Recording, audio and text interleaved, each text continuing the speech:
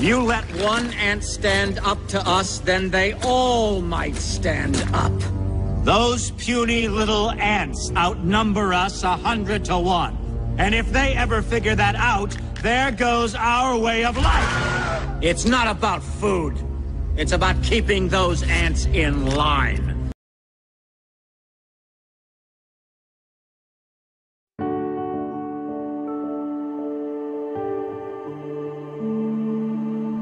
We do not forget. Expect us.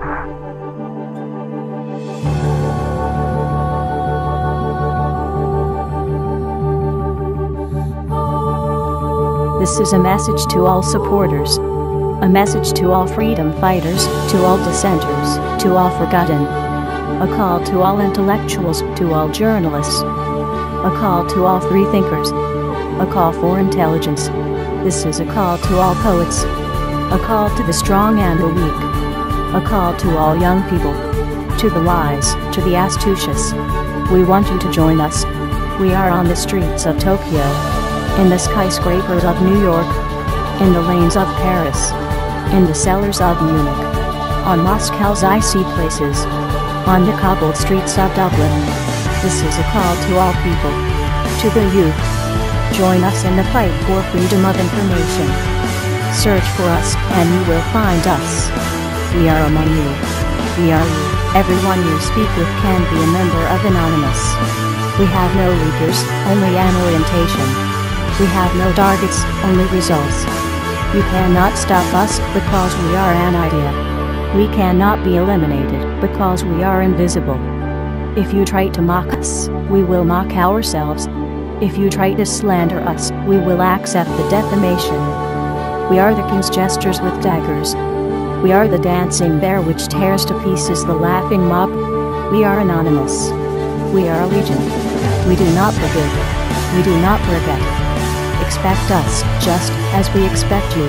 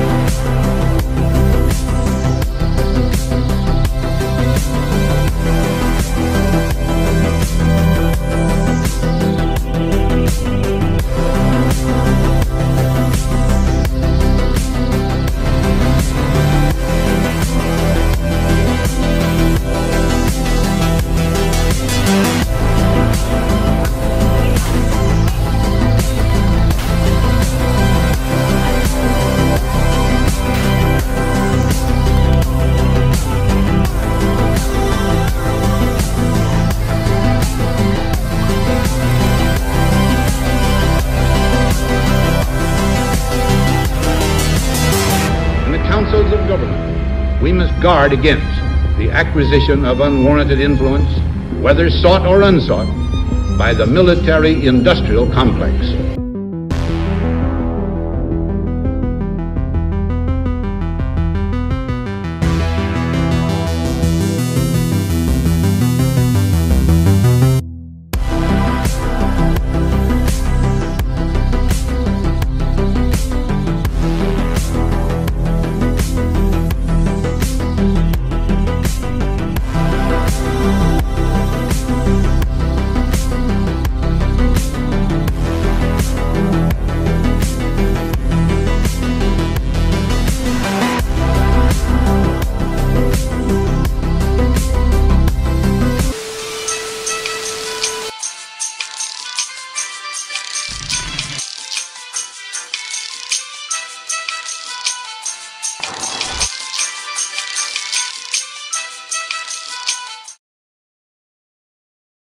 There we go.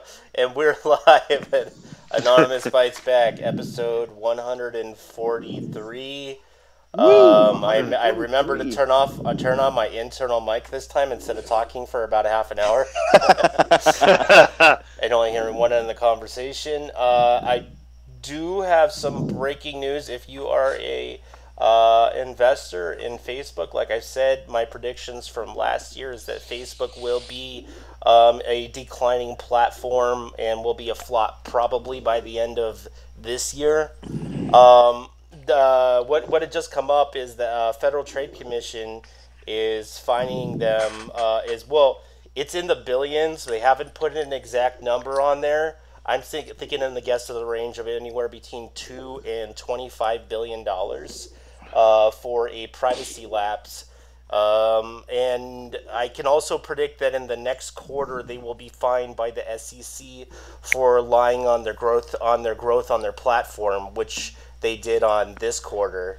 So now, I mean, is in my mind, is that the plan? So, I mean, you get all of everybody's information, right? You bankrupt the company, the fines that are rolled up and all of that, those end up getting, nulled in the bankruptcy, and you pretty much just walk away with what the plan for the platform was to begin with. It's reskin it. Pump and dump. Yeah, well, I mean, that's what they do with it. That's what they do. They've made all the money they're going to make off of Facebook. Well, now they're only worth like $460 billion. That's with all of the stock altogether, not including all the subsidiaries and other products they own. Probably maybe around $500 billion with all their other shit that they own. But they're also doing some dumb shit in the background, like they are merging all of their messaging platforms in the background. They've done some other dumb shit in the back on the back end when they switch their messaging protocols, but like they're not making smart moves on the back end, and you know what? I don't think that the lawmakers are buying their shit anymore, and honestly, this is going to turn into another MySpace, like literally. Oh yeah.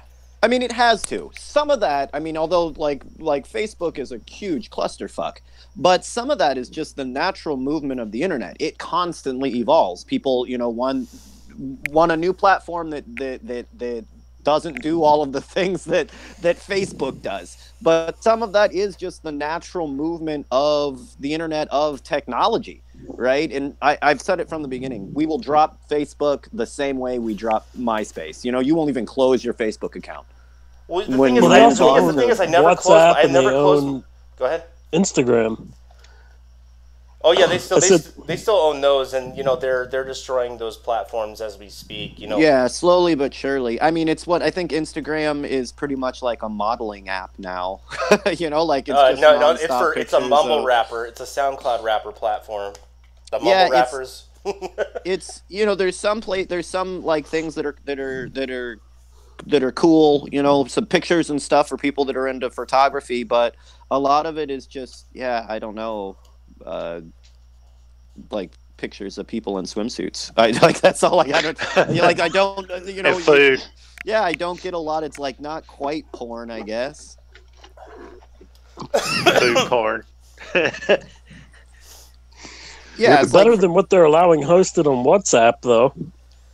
Well, yeah, I mean, on WhatsApp, WhatsApp has been, breeding grounds, including Telegram for, terrorist organizations, as we've known in the past on previous ops. That. Oh, I was talking about pedophiles. Oh, I wasn't. I was referring to ISIS. But... Those normally go together for some reason. Yeah, they're everywhere. Yeah, that's true. I mean, it does go together sometimes, but. WhatsApp is really bad when it comes to pedophilia. Speaking of pedophiles, so within the last 48 hours, R. Kelly met another video of him having sex with an underage minor popped up again. What? Yeah. So another video. He's peeing on a 14-year-old or something. No, this is a new one. This is him having sex with some underage girl. Well, he had to do one in 4K. Yeah, it's Photoshop. Why does he keep on making video of this shit? On top of being a horrible human being, why do you keep on videoing this? Because he's retarded. Well, pedophilia is okay. Being a parent is not. What are these? It just seems like you're not only are you a psychopathic child molester, but you're stupid as fuck too. I'm not going to disagree with you there. And nobody else that's there, like the guy holding the camera, isn't like, you know what? Isn't this what you got in trouble for last time?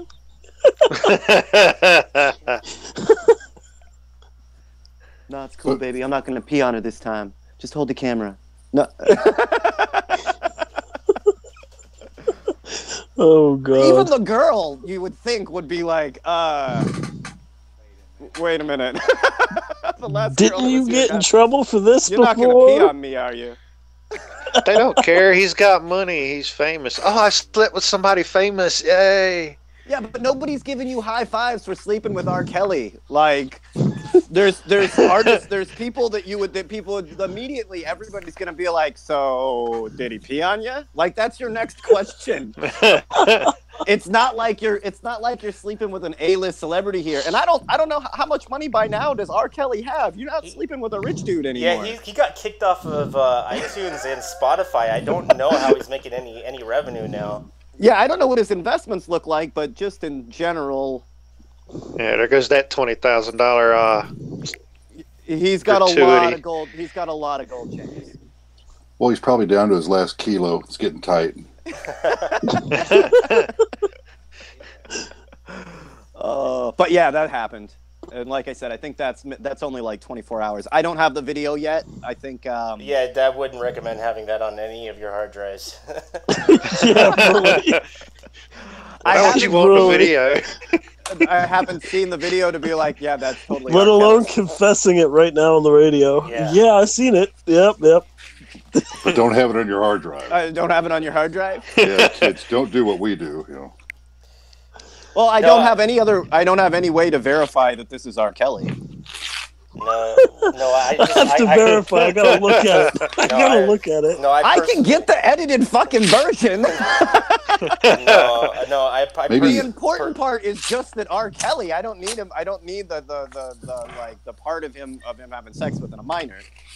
Just the part where R. Kelly singing "I Believe I Can Fly" coming in the door is plenty.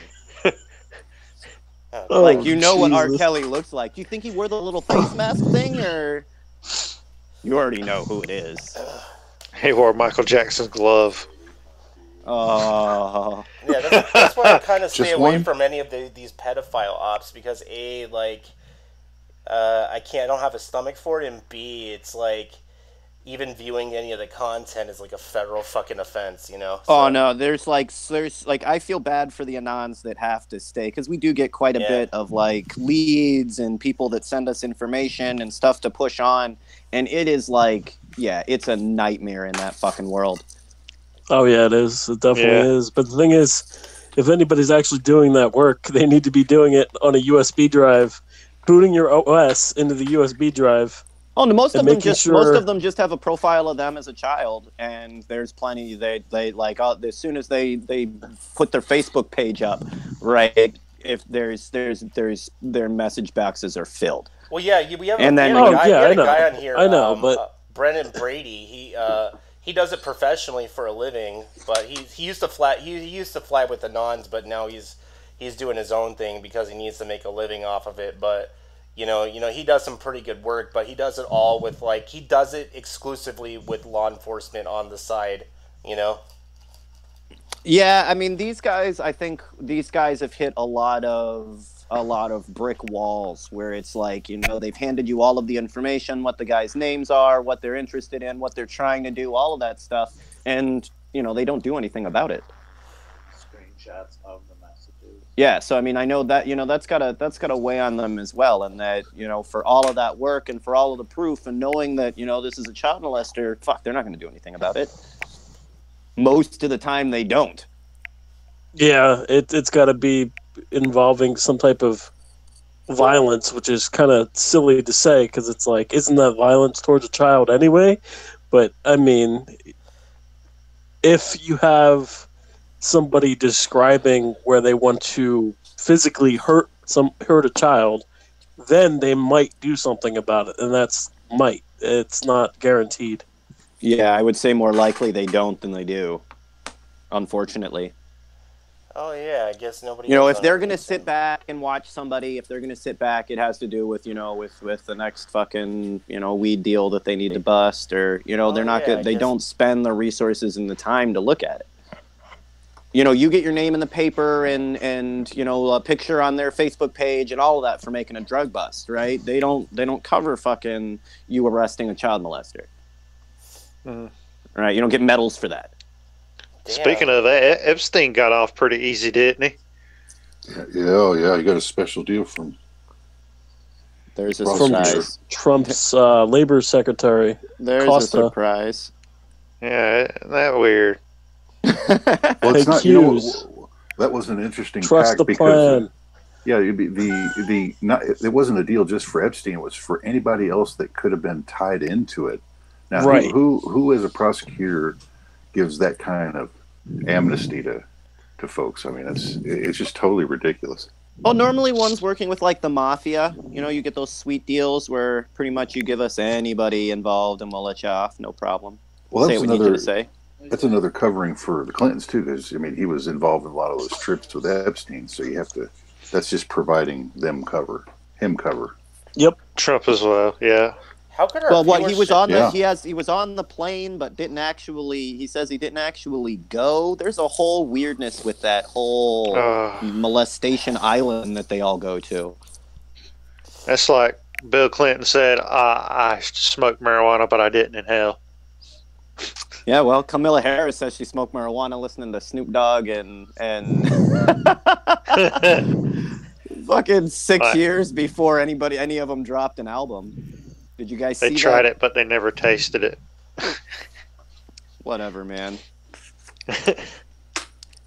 Yeah. Oh yeah, that's her card to get in, right? She says she's gonna legalize marijuana. Is that what Well, she's saying? No. So she was on, I think, 106 in Park or it was one of those shows, and she goes on and said, "Oh well, I smoked weed in college. I used to sit and listen." What did she say? Dre and Snoop? Who did she say she listened to? I know one of them was Snoop. Either way, she said she was, she used to smoke in college, listen to that. The thing is, Snoop didn't drop his first album till 92. She graduated in 86. And that didn't stop her from, being a DA that overwhelmingly prosecuted people for small amounts of marijuana. That is ridiculous. It's just Didn't Snoop hypocritical. Dogg do as some fuck. work with NWA? Yeah. You know what I heard is there was Yeah, a way Senate back. there was a Senate bill they tried to pass they're trying to pass in Congress. It's called Senate Bill 420, and they're trying to legal. No, I'm not joking. They're trying to push it through so that states that haven't legalized cannabis yet, they'll be able to set up shop and get a little loophole around setting up shop in their state if they can take it off a DEA Schedule 1 listing. So yeah, I mean it's gonna be the rules are super wide between alcohol and brewing your own beers and spirits and all of that stuff. So I mean there's a lot between states and what's legal and not legal. I look for there to be that kind of difference from state to state on marijuana legislation as well. On what your liquor license are and your establishment, what you can and can't do, serving food, all of that shit. Well, yeah, the DEA is ruling on what a Schedule 1 drug is, and I have a few other topics in here that kind of lead of evidence to that for today's show. Is that what they deem Schedule 1 means that it has no medical application whatsoever. Is an absolute farce, and under Schedule 1 is also CBD oil. I look. Which doesn't make sense at all. If they're going to change it, they're going to change it right before the election. And, one group or the other will make a big push to kind of pick up those votes, being that it is such a popular, 90-something% of Americans agree on medical marijuana, 70-something on just total legalization. So I look for, the actual movement will happen right before the election. Oh, yeah. They You'll should see at a least lot of legalize pharmacies CBD. open. Yeah, then in Colorado is trying to push a bill to for not recreational but for medicinal purpose of psilocybin mushrooms for cluster headaches and MDD. And let me see, the UK is trying to push another bill in their country or law to legalize LSD. Okay. Legalize LSD. Yeah, that's a great idea. Some medical grade LSD there. Help regrow brain cells. Yeah, but from what and I know there's been some studies with PTSD and some other stuff. I don't with what I've seen throughout Europe, throughout other places that do have their, their local psychohallucinogenics and such. There isn't it's not like a drug problem. It really is kind of a recreational thing. I don't know the problems that you don't see right up front involved with it, but yeah, so the places that you went in Thailand that did, mushroom shakes and all of that stuff, you didn't see any weird drug problems involved with it. You know what I mean? People went on whatever trip that they were on, whatever enlightenment that they were on, and that was it. Yeah. Yeah, but the UK is like a party country too. Yeah, you always see the raves and everything, dubstep music. The rest of the world can handle a drug for thousands of years. Let the West get a hold of it, and they'll lose their fucking minds. There's people jumping off buildings trying to fly. You start concentrating it, and then they can take just a normal fucking drug and go nuts. Holy crap! I think you see the same thing with alcohol. So it's whatever drug your culture is naturally acceptable, you don't go crazy when you see it when you see it around or anything. Where someone that hasn't been exposed to alcohol, as soon as they get some alcohol, fuck, that'll destroy your fucking world, right? They get a hold of a new psychohallucinogenic in the Amazon, the West will go nuts. They'll be cooking babies and jumping off of cliffs and fucking driving their cars with blindfolds, eating each other. I was just thinking about the driving with LSD. Yeah. Driving while high on LSD. Yeah, my friend did that once after he came back from a Tool concert. He thought it was a great idea to take 4 hits midway through the show, and then he drove home like that. Yeah, that sounds brilliant. Yeah, so I mean, that was probably a real long drive. It was both extremely long and extremely short. It only took him 10 minutes to get there, but it felt like No, it was scary for all of us because he kept on telling me, why is the road wavy and where am I? And I was like, dude, why did none of you none of you say that? We did. We tried to take the keys away from him and get him out of the car, but he kept on punching us every time we would do it. I think that would be a time where you're gonna have to do it anyway. Use your monkey skill. He is high on LSD, man. Snatch those fucking keys and then just go. Here, try this, Ruthie. Yeah. Try this, Ruthie. I am the Lizard King. Give me your keys. Okay, man. The other thing that Kamala Harris is known for is covering up for some Silicon Valley hedge funds, and I think Mnuchin and she's your standard. That doesn't sound. Cory Booker, they are your standard neo-lib sacks of shit. Exactly. I say the neo-libs, and this is where the liberals and the conservatives get together. The neo-libs and the neo-cons, because they're all on the same page. Oh my God! There's not one issue that you can say with her where throughout her, these people's records is what's killing them. Right, before you could check, before there was really the internet and social media where people could get out information in just a meme, right? They could get away with this forever. But now when they're all oh, I'm for the people, I'm all of this, and it's well, then how come you put all of your black brothers and sisters in fucking prison for something that you knew wasn't wrong? Right? How come you're always on the wrong side? I was just following the law. Yeah, that's fine. There's plenty of people and there's plenty of cops, DAs in Colorado and California that refuse to prosecute laws that they didn't believe in as well. You have every right not to prosecute an unjust law. Every right. And they get to make the decisions. That's what you see over and over. When they don't want to prosecute for somebody, you'll get, time served. Go on, do what you're going to do. Right? When they in reality, it was because she was making money. And that's the problem. You shouldn't be choosing. You shouldn't be getting into leadership, into politics, right? To make money. It shouldn't be a cash cow. I mean, they shouldn't make. Oh, they come in as like a day one, and within a couple of years they're multi-millionaires. Mm-hmm. Yeah, because they're making because they get a certain amount of money per every single person who's locked up, and it's fucked up. Oh, I mean, even in general, what Beto like immediately took his GoFundMe and just walked away with it. Thanks, guys. Made me an instant multimillionaire. Damn. Who's that? Oh, that was in Texas. Beto. Oh, Beto. Yeah. Robert. Well, no, he's the cultural appropriator. His name is Robert O'Rourke. He's an Irishman. Yeah, for sure. Everybody's got nicknames. Yeah, right. Take it up with Squee. Yeah, but you don't appropriate a Hispanic slang. I mean, there's got to be a slang for Robert and Irish, right?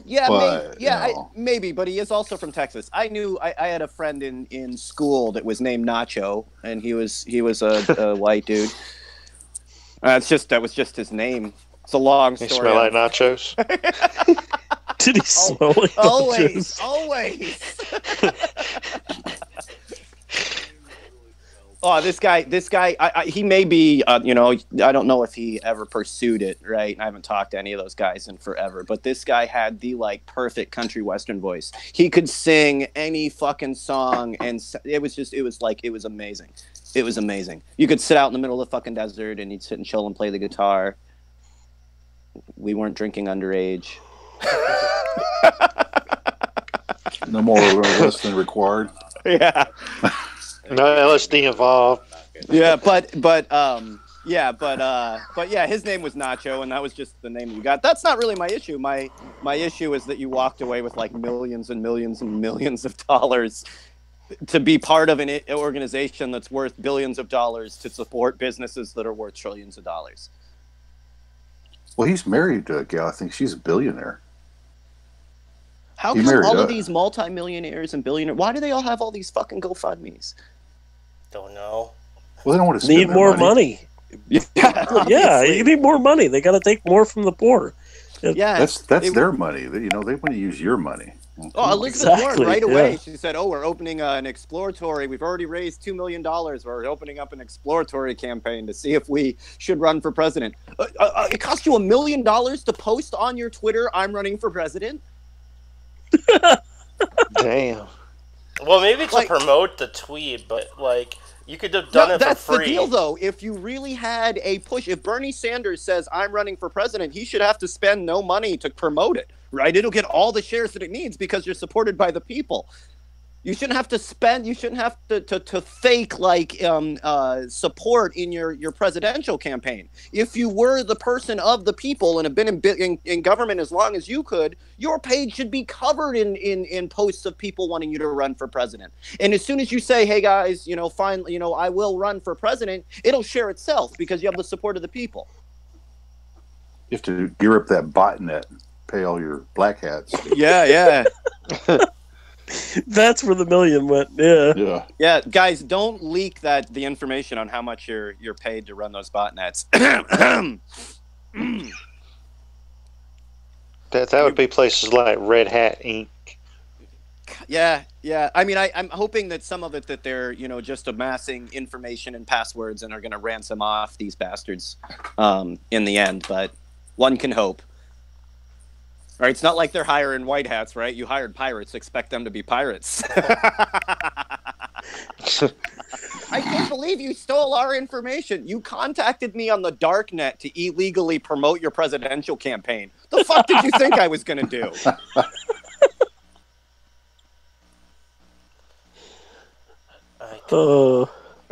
Wait, you guys talking about the California senator? No, this guy's from. There's a whole bunch we talked about, but this guy's from Texas. Yeah, I heard the California senator because I don't know. I was watching something on CNN. It was pretty derogatory though. Is this the guy the female governor now? The female. the African American female that wants. Oh, to Kamala run. Harris. Yeah, and she wants to run, but they turn. I was watching a news source, and they were just turning it into a race issue, and I'm just like, yeah, Well, this there is is a a little this is bit. a bias I'll, report. I'll approach it fucking directly. Like, there is a race issue. Now she's going into thing. Look, I shouldn't have to prove my blackness in the. But Yeah, that's not. That's not the point. That's where they want you to go with it. Our point is a simple question, right? If you stand with the black community, if you stand with the African American community, how come you locked up thousands of your brothers and sisters for profit? That's the question. And her answer to that is, I listen to rap music. That is the equivalent. I smoke weed and listen to rap music because that's what the black experience is, right? No. And that Gangsta rap explains made me what do the it. problem is. Gangsta rap made her do yeah. it. Yeah, I'm Gangsta rap made her locker. Yeah. So I mean that's the Oh, problem God. with where she's going. But they're trying to paint it as this is a you're questioning my blackness. Ain't nobody questioning your blackness. It was a one drop rule. Trust me, they will hang us all together. They don't give a fuck what color you're in. Our question is, why did you not, when you were DA, why did you not stand up for your brothers and sisters? That's the question. And like I said, they're trying to paint it as they do a lot of these things Well, as DAs this have race to, issue. DAs like I don't know. I've been in court enough times that DAs are impartial. They're always working for the state, not you. Bingo. Yep. Bingo. Yep. You hit it right there on the nail. Yeah, like I remember I was fighting one case where they were charging me on things that weren't even crimes. They just assumed that there were laws against what I was doing. Well, and they'll go into things and they'll charge you with something with insane crimes that, when you go into court, you'll have a list of 23 crimes, right? None of them you did, but then they'll say, okay, on a plea deal, you can take these two, right? And you're like, well, fuck. Yeah, okay, I guess since you're not fucking trying to hang me by the end of the afternoon, you'll take it, and then that record follows you for the rest of your life. And it was done nothing but to fill jail cells. And like when it comes to Kamala Harris, like all of them have these kind of problems. When it comes to the banking industry, Hillary Clinton's got a real problem with her connection with the banking industry and other shit. But the banking industry specifically, Cory Booker has a real problem with his connection to the pharmaceutical industries in companies that are fucking us right now. You can't get insulin in the States. They're charging us $1,000 a pop for it. Right, for medicines that people need, not to mention HIV medicine. You stood with those guys. When it's Kamala Harris, it's the prison industrial complex. Fuck, if you add political corruption, you pretty much got the 4 horsemen of the fucking apocalypse. Yeah, they don't have to worry about Trump, do they? Yeah, not at all. I actually do have a pharmaceutical article that'll make most of our viewers pretty mad, but I'll talk about it a little later. Will it make our viewers mad? Well, they should. You should be pissed off already. I don't know. Maybe I should mention it now. You might as well bring it up now. Well, there was a company in New Jersey called Jamaica, which was giving away it's a simple pyridine, and pyridines are derivatives from pepper, and you can make a bunch of different medications from it. Well, they made a drug called 3,4-DAP, or I'm not going to say its name brand, but that's its chemical name. And basically, what it does is there's a autoimmune disorder called LEMS, which is a cripple. Which, if the patient doesn't receive this medication, they're crippled and in a wheelchair. And if they take the medicine, they can walk and have a normal life as long as they're on the medication. They're offering the medication for free, but a company called Catalyst bought the got the exclusive rights to it, because I'm not sure if the other one didn't file a medical patent or whatever. The price jumped from $0 to $31,000 overnight, and an annual total of $375,000 a year. And the only way that they're allowing patients to get the medicine for it is if they contact the company directly. Now, this is the fucked up part, right? This medication is for a rare autoimmune disease, probably only affects maybe 10,000 or less people a year. And this is a life-saving medication. I guarantee you that most of those people that are in that 10,000 percentage, or the 10,000 people who actually do have it, do not have $31,000 a month to take the medicine. Yeah, I'm reading about it now. It's a beta blocker that channels the nerve terminal, blocks potassium channels in nerve terminals. Yeah, Correct. that sounds about right. So I mean, we've seen this with every single medication that you can get in the States is more expensive here than it is anywhere else in the world. You see, the thing is, this is a life-saving medication, and this is life-altering.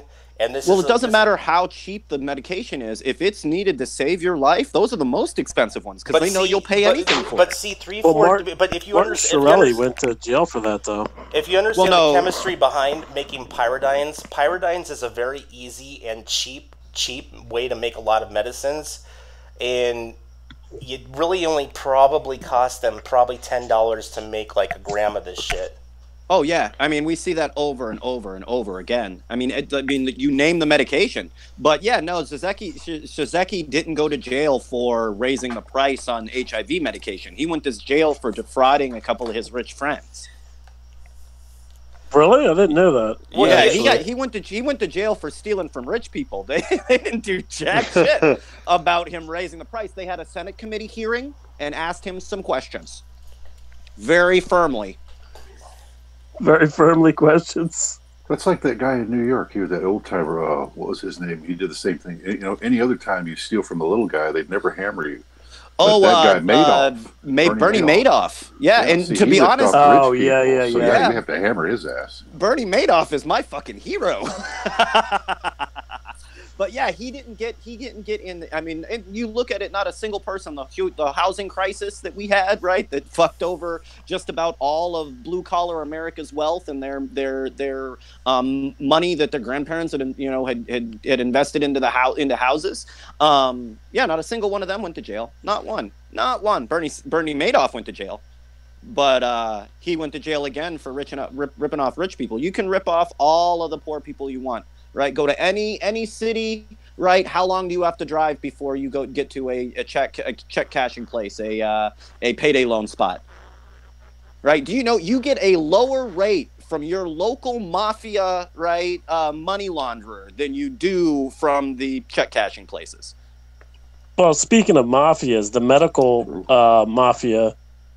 Back in November, there was a death of a HHS official, Daniel Best, who his death was ruled a suicide, despite the fact that he had multiple blunt force injuries to his head. Yeah, he was trying to lower pharmaceuticals, the price of pharmaceuticals in America. That's what happens to you if you go against the pharmaceutical companies. Yep. Everybody's dead silent. They ruled his death a suicide. They ruled his death a suicide. Yeah, it's just something. It's something that definitely I think about. Like the chances of car accidents, hit and run car accidents specifically, robberies where they steal absolutely nothing. People that have lived their entire life without any problems with depression for some reason get immediately suicidal when they have important information. That's that Ambien talking. Yeah. Yeah, oh no, for sure. I mean, there's probably, who's that? Who's the investigator? Who was looking into 9/11? Who's looking into the planes? Oh, that whole plane of HIV scientists. No. They all died in one. Why did they all fly in the same plane, guys? If we ever meet up anywhere, do not all fly on the same plane. As long as it's not a Boeing 747 or MH743. Yeah. I think they just have a straight up kill switch in those, or like so you can control them like you can drones. I mean, it's admitted that you can hack a plane, you can hack ships. Yeah, I look for everything's hackable. Well, it's because they use wireless transmissions for. If it's got a wireless connection, even better that if you can update Bluetooth. If you can update it, I can hack it. Right? If you can update it, we can get into it, no doubt. Yep. Yeah, that goes. When you get into things that are hardwired to not change under any circumstances, you could build a system to do that, but that comes with all sorts of other problems because if there is a security issue, and there's always a security issue, you have no way to change it, right? Mm-hmm. But if there is a way to change it, well, that's the security. You know what I mean? There hasn't been a single device ever made that hackers have not been able to get into, and that's from voting machines to ATMs to computers to any cryptology that they've used. There's never been anything that we haven't been able to get into, and in most cases, like seconds. Every time they put out a new thing that this is uncrackable, right? Like a couple of minutes before it's cracked. Oh yeah, Apple put out a contest where if you could crack the thumbprint ID, they would give you so much dollars, and it was done with a high definition resolution thumbprint. Yeah, I know that one of the other big ones that they did, and I forget which. Well, I think that was another Microsoft thing where they had that, where that you couldn't get into whatever system it was, and they brought somebody up on stage, and it was like 2 minutes before she was in. It's laughable. Well, it's just that's not really how technology works. I wish they would learn this. Yeah, they do learn. They do learn, just real slowly. Yeah, nothing is secure. Literally. Mm-hmm. Well, I mean, you're trying to. These people are lawyers for the most part, who are in the legislative branch and most of government. They don't understand electronics at all. Oh, that becomes painfully obvious. So when they pass something, they're doing. They don't even really know what they're talking about. Honestly. Oh, speaking of that, there's a bill going through Congress right now for $1 trillion budget where the lawmakers didn't even read the bill and they're voting on it. Oh, they do that a lot. They'll have one of their pages read it and then give them like a synopsis. But a lot of times with these, they've already been paid. So if ExxonMobil writes the legislation, you just sign it, no questions asked. And it just make it so long and boring that you don't even care to read but so much. Yeah, but this is a spending bill. It's like, well, you want to read the $1 trillion spending bill before reading it? I mean, voting on it. Go fall asleep. They're like, yeah, it looks good. I'll sign it. Whatever. Well, I mean, some of it's partisan politics, right? They get up and I'm a Republican. I'll sign it no matter what's in there. If you're a Democrat, you won't sign it no matter what's in there. Boom, that's it. You throw a couple of centralists in there that maybe could make it look like you're at least trying to be bipartisan. Not enough to put it one way or the other. It's either going to pass or not, right? Depending on who's in control. But you'll have a couple of guys that'll be on the edge to make it seem like you're real people. There used to be. It would be funny. It would be funny if Trump hid within that bill his wall, since they surprise because they didn't read it. Surprise, they didn't read it. I can't believe you'll read something next time. We won this. The whole thing just does my head in because the Democrats are walking around like we won something, right? You did a clap. And gave $1 billion.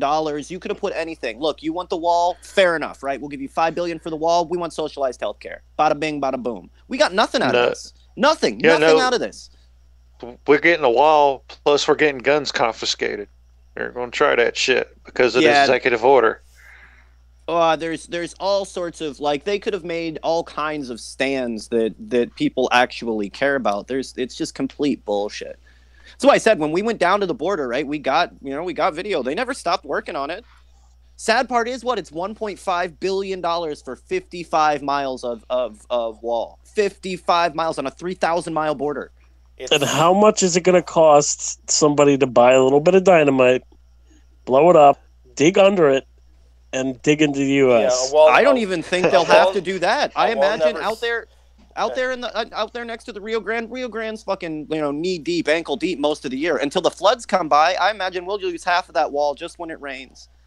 Yeah. It's gonna create is it gonna be? You know what I mean? Are you gonna irrigate that so that the water doesn't build up on one side or the other and just bowl over your wall, or are you gonna flood one side or the other? Yeah, there's a lot of flaws, in the whole wall thing. But like you said, the walls never stopped anybody from entering any place. Oh, it was less than 100 years before the Chinese dynasties were Mongolian. less than 100 years. We're pretty much, if you Remember look the at Berlin Wall? The Berlin Wall, people were hopping over that thing. They got really ingenious. They even have like car planes and shit. Remember, like driving on ramps. Yeah, there was all sorts of, in just the standard like corruption of having people in the area for long terms. They fall in love, they meet people, they have friends and family, and it gets into one of those things. Yeah, when it's just people running across, but no, go ahead. Like I've got my little piece of the Berlin Wall. Like that was kind of that first moment of seeing what actual freedom looks like. That people really can, stand up. I didn't understand the politics. I didn't understand East and West, Russian, communism, capitalism. I didn't understand any of that shit. I knew the people on one side of the wall were in danger, were being oppressed, and we were free enough to do something about it. But every wall, look, the biggest, most heavily armed wall ever created was across fucking France. It didn't even slow down the German invasion. And then they to try to use it to stop the American invasion, that didn't really help either. Right? So, and there wasn't, if you're determined, we didn't, although the beachheads, right, are super important and, visually very breathtaking of the troops and the planes, or the gun, the boats, and people hitting the beaches. Like, that's all really exciting and important, of course. But most of the people that were in Germany got in by plane, right? They were paratroopers. They went straight up over the wall. You hear that, Trump? There's going to be a lot of skydivers soon. When they tested they already spent $200 million to make the prototypes. When they tested the prototypes, we tied a small string, a small rope to our drone, flew it over to the other side. The guys on the other side held onto the rope. I think we were over it in less than 15 minutes. And that's saying that it took us about 8 minutes to get the drone up and, to get the drone all, set up and ready to fly. And that was how long it took to put a rope over it. You didn't even need a ladder. I heard he was gonna try and declare a national emergency, to try and get, Yeah, it was in the news today. Yeah, because and that's another. He may be able to do it. I don't know. He signs this bill. He can't do it. There's 30 emergencies already that go back to the 70s with all these presidents since they started this shit that you don't even know about. Having a real net. Look, they declared a national emergency and used national emergency funds for Standing Rock, right? All of that equipment that you saw up there, the MRATs, the helicopters, the 24-hour surveillance, the millions. Yeah, that was a national emergency. Yeah, that was a national emergency. Protesters, protesting our oil pipeline. It's a national emergency. They took FEMA money for that. That's fucking crazy. They were that was 175 agencies from 9 states. Keeping the cops going. And by the time it left, there was only like 50 of us. Like, holy fuck! It's all those mannequins you guys had out there, man. Good job. No, they had some of the agencies. Like, we were sitting in there, and there's only everybody that's in the room at this point, right? And literally, you're watching an ATF agent try to sell a CIA agent arms, like right in front of you. I remember hearing about that. And this was by the time there was only 50 of you, and people would come up and act like you weren't an undercover cop. I remember hearing about that, but it was regarding drugs. Oh, they tried everything. You know what I mean? Like drugs, alcohol, all of it. And you would be like, there's a no drugs and alcohol rule on the reservation specifically. I'm not sure if you've heard. There's been some fucking problems. Right, and but even alcohol's legal. How can they get you in trouble for alcohol? On some reservations, alcohol is dry. They don't allow. Yeah, see, number one, the area in Standing Rock is sacred land, so no alcohol on it to begin with. So part of that was understanding a little bit about Native culture. So one of the ways to get you kicked out of Standing Rock, to get you asked to leave the protest, was to get somebody drunk. So they would go to people that they knew had drug and alcohol rehab, have had issues with it before, and do everything they could to get you drunk, including opening up a new liquor store. right? What? Yeah, so like right outside the reservation, they opened up another liquor store so that they could push alcohol on people. Are you serious? They opened a liquor store. These guys are fucking Liquor out stupid. front, poker in the rear. Oh, jeez. Yeah, like they were definitely playing every game they possibly could. But the point is, that was done through national emergency. Oh yeah, that was such a national emergency. Oh, as they looked at that oil stock drop, I'm sure it was a national emergency. How's that working out for you guys? It's working out pretty good because now they're trying to get in Venezuela. Yeah. But even that's not going. Like, they have not been able, like, there was too much exposed during 9/11 and the Iraq War. Like, too much has been exposed over that time that I think it's very unlikely that they'll be able to push it. They didn't even have, here's the thing, they exposed themselves. I mean, John Bolton was on TV saying the reason why we want to go into Venezuela is for oil. Like, he said it. I was like, wait, really? You just said that on TV? It's like, that's why that's why I miss Scaramucci, right? Because he would just come out and say it. You know what I mean? Like, he was the best. Like, he was really the best voice of Sauron that we had. He was my favorite. We're invading it. Yeah, we're invading for fucking oil. What is it? Surprise to you? We're a mafia. Yeah, come on. Government? Nah. Like, you know, and Mafia. that's kind of the point. I can almost respect you being a dark overlord, right? It's that you try to lie to my face on top of it. Speaking of Dark Overlord, anybody heard about them? No, I haven't heard. Have they been assassinated? Yeah, I haven't heard gone, guys. It's been pretty quiet lately. Yeah, nothing. I've heard nothing. No updates. No nothing. I'm going with that. It was an op to try to see whether they could stop information from being leaked out. That's been my stance from the very beginning. I'm going with it was an op to try to get people to come out of the woodwork to say leak your documents to WikiLeaks. Yeah, right. Like, one way or the other. It was a Bitcoin scam. Well, and they made quite a bit of money. I'm actually kind of proud of that. I think of all of the scared politicians that tried, that had to funnel dark money to these guys to see whether they had information on them.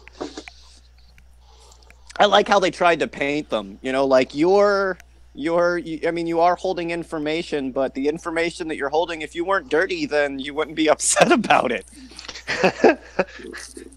Well, they're leaking. They're leaking information proving that we fucked with 9/11. Well, yeah. Guess you shouldn't have done that. Well, the one thing, like I said before, that one document, it basically said that the military intervened in the flight in Shanksville, and I was like, wait, what? It's like, that's not the official story. That's not what they told us. There was a whole documentary movie made about what happened. Well, what supposedly happened, where the passengers hijacked the plane again. Yeah, and I've always liked that, and that has a pretty good cover story with it, real patriotic afterward. And that may have not been the one that they shot down. That may have been the military taking the opportunity to fire a missile at the Pentagon. Right, it's kind of you don't really know where that where. Oh, I know that one happened. Well, yeah, but that would that was a military operation. It should be a military operation. It's the Pentagon. So they may have fired one of those secret black rockets that they've got, like they don't have them. But yeah, that would have been a military operation as well. So I'm not sure where that sits, but the other one, the Lusitania was another good example of where they will use your patriotism to paint a story to get you to jump. That's the point of a false flag. Yeah, Lusitania. These Americans gave their lives to fight terrorism. You need to give your life to fight terrorism as well. Oh, yeah, even the Battle of Tonkin never really happened. The second. Not at all. We didn't lose a single soldier. We can name. I think I've said this before. So even Pearl Harbor, right? We knew that there was an attack coming. That was a deliberate sacrifice of U.S. soldiers. Deliberate. Yep. if you go back throughout history, whether it's the Lusitania, whether it's the Gulf of Tonkin, the Lusitania was proven to be a false flag. It was blown up from the inside. Whether it was illegally smuggling arms and gunpowder, which it wasn't supposed to be doing, or it was blown up on purpose and those lives were sacrificed. At bottom line, it was never attacked by the Germans and it wasn't sank by a submarine. That is the truth, right? If you look at the U.S. involvement in war, if this 9/11 wasn't a false flag, it'd be the only time that we didn't go to war that wasn't a false flag. It would be the only, it would be the oddity, not the norm. Every time we go to war, it's a false flag that gets us into it. Well, Germany wasn't a false flag, was it? Well, no, Germany wasn't World War II. I mean, but that their was threat was you could stop Ford from making tanks and giving them bullets. You could stop the investment into the Nazi Party by by one of the biggest economies at the time. You could turn off. That's true. That's true. Yeah, I guess if you look at it like that, with the whole funding aspect, you look at it. American companies funded the Nazis. Yeah, look, every single including Prescott Bush. Every V1, V2 rocket that was ever fired, every jet that was ever flown, right? Every plane that was flown, Germany could not make jet fuel. The only country in the world that made jet fuel during World War II was America. Every jet and rocket that was fired was powered by American fuel. Right? We made parts for the Panzer tank. We could have undermined the Nazi regime at any time we wanted. In the beginning, we had Nazi rallies in America, one of the biggest rallies ever so far, right, of white supremacists. It's still held by the record in 1939 in America, where they filled up Madison Times Square with Nazis. I didn't know that, but I know there was an oil company that got caught funding the Nazis and giving them oil. Coca-Cola changed the name to Fanta and then gave it to Germany. Really? Yeah, so I mean... So the Fanta that exists today is actually from Germany? Yeah, so Fanta was made... Coca-Cola tried to just give the Germans, because they were having a real calorie problem. And, sugar wasn't the world we lived in now. So, I mean, getting sugar in your diet was, equal to getting a drug. So Coca-Cola was exporting Coke to the Nazis. But because of the Nazis being health nuts, they didn't think that what Coca-Cola kind of symbolized, the excess in America, that Nazis would put that in their body. So they changed the name to Fanta. When the war was over, they gave the company to Germany, right? And it continued on as the Fanta we know today. Xerox was another one. The Enigma machine was produced by Xerox. I mean, and you could take out any of those. So every secret message for every battle that was fought in Germany, right, in World War II could have been ended at that very moment without the Enigma machine. IG Farben. And that Disney? went into Monsanto, Cyclone B. Yeah. So yeah, we can argue till the cows come home on whether Pearl Harbor in itself was a set-up false flag, and that you put people in harm's way specifically to be attacked. Because at the time, a strong Aryan country in Europe was not seen as a bad thing in America, right? This is 20 years before the people were even thinking about fighting against segregation, right? This was not seen as a bad thing, but we could have undermined them 1,000 different ways economically that we did not do. In fact, we supported them. And remember, our reason for getting into the war was not to help out in the Jewish plight, was not to stop the concentration camps, right? It was because we were attacked, not by Germany, by Japan. Because that attack by Germany would have not had the same effect to get us in the war because of the support that we had in the American people for Germany, for that, and just our culture at the time, right? It was a racist as fuck place. We don't have to really argue about that point. Yeah, we also turned away the Jews during the war. Overwhelmingly. We did not get in the war. And look, U.S. intelligence knew about the concentration camps, right? Had been told about them. We did not get in the war, didn't even talk about them until U.S. GIs, right? Blue-collar soldiers hit the ground and started coming across the concentration camps. Then they couldn't hide it anymore, right? When your average foot soldier were the ones that were opening the gates, not the generals. That wasn't that wasn't even our objectives for landing in those places, right? Our objectives for landing in those places were industrial, right? You control the industry, their ability to make tanks and all of that stuff, and it just happened to be that in some of those cities there were concentration camps. Boom. No, in the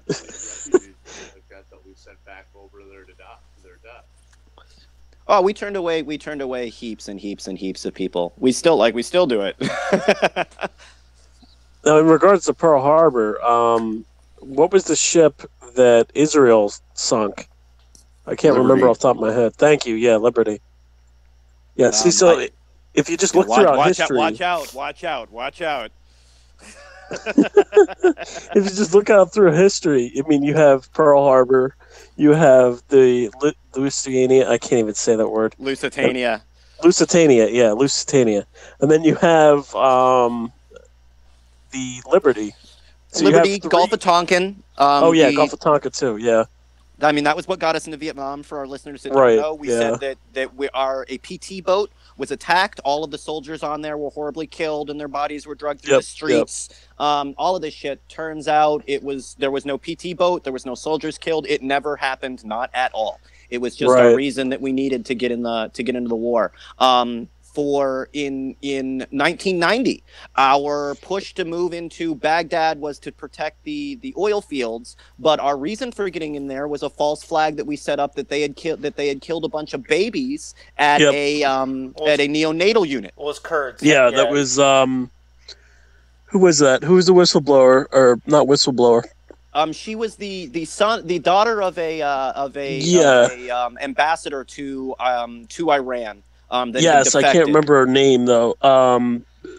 She spoke in front of the UN exactly like they did in during 9/11. She gave a very heart-moving, speech that she was a nurse in this hospital, and the soldiers came in and they killed off all the babies and they had pictures of the dead babies and everything being knocked over. And then it turned out didn't happen at all. She was a plant, and I guess you don't get in trouble for that. Oh, she was an ambassador's daughter. Kuwaiti ambassador's I was going to say, daughter. She's not going to get in trouble for that if she's an ambassador's daughter. But because I guess you're above the law. Got that diplomatic immunity. Awesome. Impunity. That too. Except immunity for war crimes and high crimes and misdemeanors, but even that doesn't. Yeah, I mean that would be. I guess nowadays, that she was a diplomat's daughter and she was Canadian and she was here. So what's George Bush's excuse? Colin Powell? His excuse is he's a Bush, right? Like you can name off the war criminals, right? Look, we're not at war in any of those. Like when Obama, for sure, right? You're attacking countries because there's some weird loophole that you decided is a loophole that allows you to kill people with drones. Gotta find those WMDs.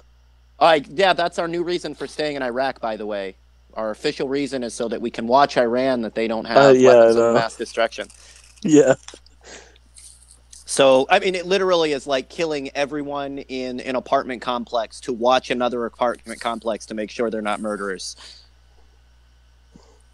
You got to have standards and ethics. Otherwise, this isn't going to work. Yeah, I imagine is there some agent with binoculars looking over into Iran with a flaming fucking Baghdad behind him? Well, how does the military compute that, like the 200 casualties? We got 2 guys and we killed 200 people, and that's a good ratio. That's still okay. Well, it depends. Is your goal to make more terrorists? Because if your goal is to make more terrorists, then that is working out exactly the way it's supposed to. Well, yeah, you kill somebody's family, and then they're going to want revenge. Yeah, I wasn't a terrorist before, but now, fuck, what else do I got to lose? I just want to see their equation, how they punch that into their equation, where they say, yeah, that's still good. Threat yeah, index. we're okay with It's a threat index. I think it was McChrystal if I'm not, I don't want to get the general's name wrong. I apologize. He took over in Iraq, was really a go-getter in the military. Relatively good guy. I personally didn't get to serve under him, but from what I understand, to everyone that I've talked to, he was a really good guy. And he was the general that Michael Hastings exposed, right? Yeah, and he came out and they made fun of him where he was all like, he made some equation that was like 2 + 2 = 6, right? If we kill 2 terrorists and kill two innocent civilians, we actually create 6 extra terrorists. And the media went nuts. He ended up getting drummed out of the military because of it. And it was really exposing what he got in trouble for, was exposing the absolute truth. Our involvement there is not to stop terrorism. It's to create terrorists, to create an nameless enemy that you can fight. Yeah, I mean, they could just keep on naming random terrorist groups. Like, be like, okay, guys, we got Al-Qaeda. All right, let's pull another name out of the hat. Well, I mean, at this point, ISIS. how hard is it to go into it? Yeah, okay. How hard is it to literally go into any city that you want in Afghanistan and say that anybody that's had children killed by the Americans, right, join us over here. Everybody in that room, everybody that you will talk to has had one of their children, one of their aunts, one of their cousins, right, one of their, a child in their life killed by the American invasion. How hard is it to find soldiers in that? Easy as fuck. Oh yeah, absolutely, and it doesn't even require any brainwashing. Because not everybody's a suicide bomber. A lot of times, you just need people to look the other way. And yeah, sure, I was gonna warn you that there was an IED fucking around the corner, but you blew up my kid. I'm just gonna Speaking about, you know what I mean? I'm just gonna keep doing what I'm doing. Speaking Have a about nice day, guys. Terrorist propaganda, did you see that if you view terrorist propaganda one time, you can? And they're trying to pass a law, I think it's in the UK or the EU. If you view terrorist propaganda one time, you can go to prison for 15 years. 15 years for one time. That's some good propaganda. Like, I was a God-fearing Christian, but after watching that propaganda, I'm going to jihad right now. Like, how good is that propaganda where it's scary enough for you to watch it one time? 4 guys going over the same set of monkey bars. Do you think America is covered in monkey bars? I want to ask, like, a terrorist directly. Like, all of your training videos, are you guys going across monkey bars and tires? Yeah. That's all they got, man. That's all that's left. I've never seen a single terrorist video where they show you how to evade a Hellfire missile, which is something they probably should do. Run. How to dodge a drone. Yeah. Oh, when you get to America, it is all tires. And monkey bars. Yeah. Or do you think, like, that's the one thing that you could put up, right? And just, you know what I mean? It would stop their movement right then. It's my worst fear. Like the guys that failed out of monkey bar training. You just got to motivate them with virgins. Yeah. And the weird numbers, how many do you get? 70? 70 versions? 72. Yeah. 72. Wow, that's a lot of work. Nobody said they had to be women either. Oh, wow. This has gotten even worse. Fuck, this is worse than the Bohemian Grove shit. Like, you invited me in an orgy. This is not what I expected. It's a bunch of old saggy balls here. Oh. Is that Hillary Clinton with a strap on? This is a nightmare. It's got your name on it. Oh, I bet you it would. on more than one level. I'll tell you what, for the team, are you? Yeah, I remember the first time I heard about that terrorist viewing terrorist material, and the first time I heard about that law being implemented was in UK. So you don't mind officially being the thought police. That's what they were saying too. They were saying that it was borderline thought police. It's not borderline. they've done it before. The Brits, they used to confiscate books from people if you were coming, off a boat or something. You had books. Oh, I remember that wasn't all that long ago. Can't have somebody reading. No.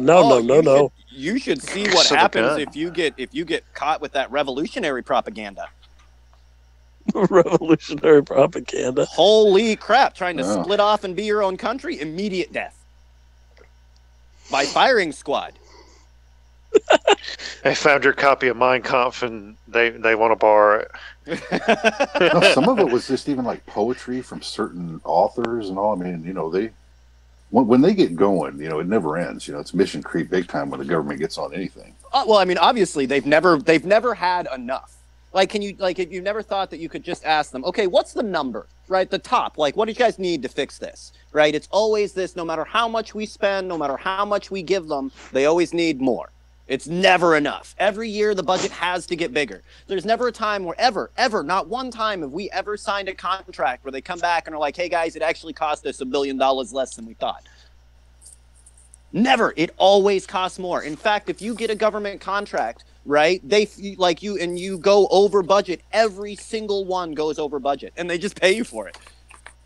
Isn't that the whole joke behind like the $30 toilet seat or something like that? What was it? $90 toilet seat. That's what it was. Yeah, I mean, it's an endless. You can look at the Predator drone, right? The shining light of the U.S. military at this very moment, right? It cost us trillions of dollars to make. It cost us $1 trillion to make a remote control plane with rockets on it. Well, damn! When that thing crashes and like it did in Iran, I guess they were pissed. Oh, it had a little bit. It had a little $1 trillion. No, they were like, no. There's now an Iranian threat. We need to buy 6 more. We gotta buy 6 more. $6 trillion. Holy shit! I guess that's why our debt's up to, what is it, 23 trillion now? I saw just the other day. Yeah, and look, I mean, the F-22, the F-35, right, is a piece of shit, and it has cost us in the last. I guess they left it out in the hurricane as well, so our entire flight now has to be rebuilt. It's only designed, it's only made to make the last bit of money that they're going to make off of a manned plane. The F-22, the F-35 is the last manned aircraft that we will ever make. So they have to make it cost as much money as humanly possible. Because you don't think that they're going to upgrade it? Because, I mean, it's highly flawed. It doesn't have to do with upgrading. It has to do with performance. The problem with the F-35 is not the performance of the jet. The problem with the F-16 is not the performance of the jet. It's that it has a human being in it. And if you take that human being out of it, right, you can do all sorts of amazing things with the jets. With jets that right now, they're held back by, their computer goes just to the limit of what the human body can take. Pull off faster in ways that would be unbelievably fast to what we see now, right, if there wasn't a human in it. Going from 0 to Mach 3 in a second will turn amazing things in the air if there was no pilot in it, which is why the F-22, the F-35 is our last one, because you can make each other is problems pointless. With the engines or problems with something. The thrust, like the thrust vectoring, is been around for a while, but we hadn't tried it. The English and the Russians were big on thrust vectoring and canard wings, and we really, because we don't dogfight anymore, we weren't interested. But it looked so cool, we needed to design a plane that could do it, and with vertical takeoff, that became an option as well. But vertical takeoff has its own set of, it's a whole another set of engineering issues, which I don't think the show really wants to go into. We can. I can bust out the blackboard if we need to. Bust out the blackboard. I'm ready, guys. I'm ready. But at the end of the day, its only use is to make money, to get as much money, as many trillions of dollars out of its production as possible. Not to fly, not to win wars, not to do anything but sit there and make money. And that's exactly what it does. Oh, yeah. But if it's a flawed plane, like everybody says, like I've read dozens of articles on how flawed this plane is. Oh, it's a nightmare. And I mean, it's not even it's not even like supersonic. It's 2019. It goes like, that's insane. So I mean, it's slower than our current sets of jets. Yeah, I just can't see them I just can't see them not making another plane. Well, they'll make another plane, but not a manned plane. It'll be drones. Drones are the future of air power. They're more easily produced. You think that they're going to go all full robotics, AI, everything. So they're going to get rid of the soldiers. Part of it. Terminator. It'll start that way. It'll start with man people doing it, right? So it'll start with guys in little boxes out in the desert. And as time goes on, more and more of those things will be taken over by people. Yeah, that's how they're flown by now. Really? Yeah, from the Death Star. Yeah. What you would call the Death Star. Well, and I mean, even if in reality our next fight is going to be in space, humans are not really good at 4-dimensional fighting. We can't fight the way that a machine can. And that is going to cause some serious problems in fighting in space, where right angles shooting those aliens. Even you most likely other drones. But you as a human would not be able to go up against a drone in the air. You can't. You just it's not like Star Wars where people are flying in space like it's a plane. Did you see those mini drones that are they're basically like insects? There's like thousands of them, and when they deploy, they swarm somebody, and that's what they're called is like swarm technology is what we're looking at now. Yeah. So you have one set of drones that are carrier drones. Those fly over that are just packed with all sorts of different, hunter-killer drones, ones that find single people, ones that sit and listen, ones that do all sorts of shit. And you just fly over and you put millions of these things, in the air all at once. Brrrah! And they do all of the hard work that your Air Force used to do. And the win is you can kill as many innocent children and civilians on the ground as you want. No Americans are killed during it, so the general American public does not give a fuck. Yeah, so I mean, what we see today is as long as it's a drone killing them and there's no chance of an American soldier being killed, we don't care. Well, also, you wouldn't know about it because it's different dropping a bomb as opposed to just sending in thousands of these little drones that can fucking kill somebody. Yeah, and that's where that loophole gets, right? I'm not sending troops, right? I'm sending drones. They're not troops. It's interesting because we act like Skynet didn't take over and killer robots aren't flying around and killing people right now.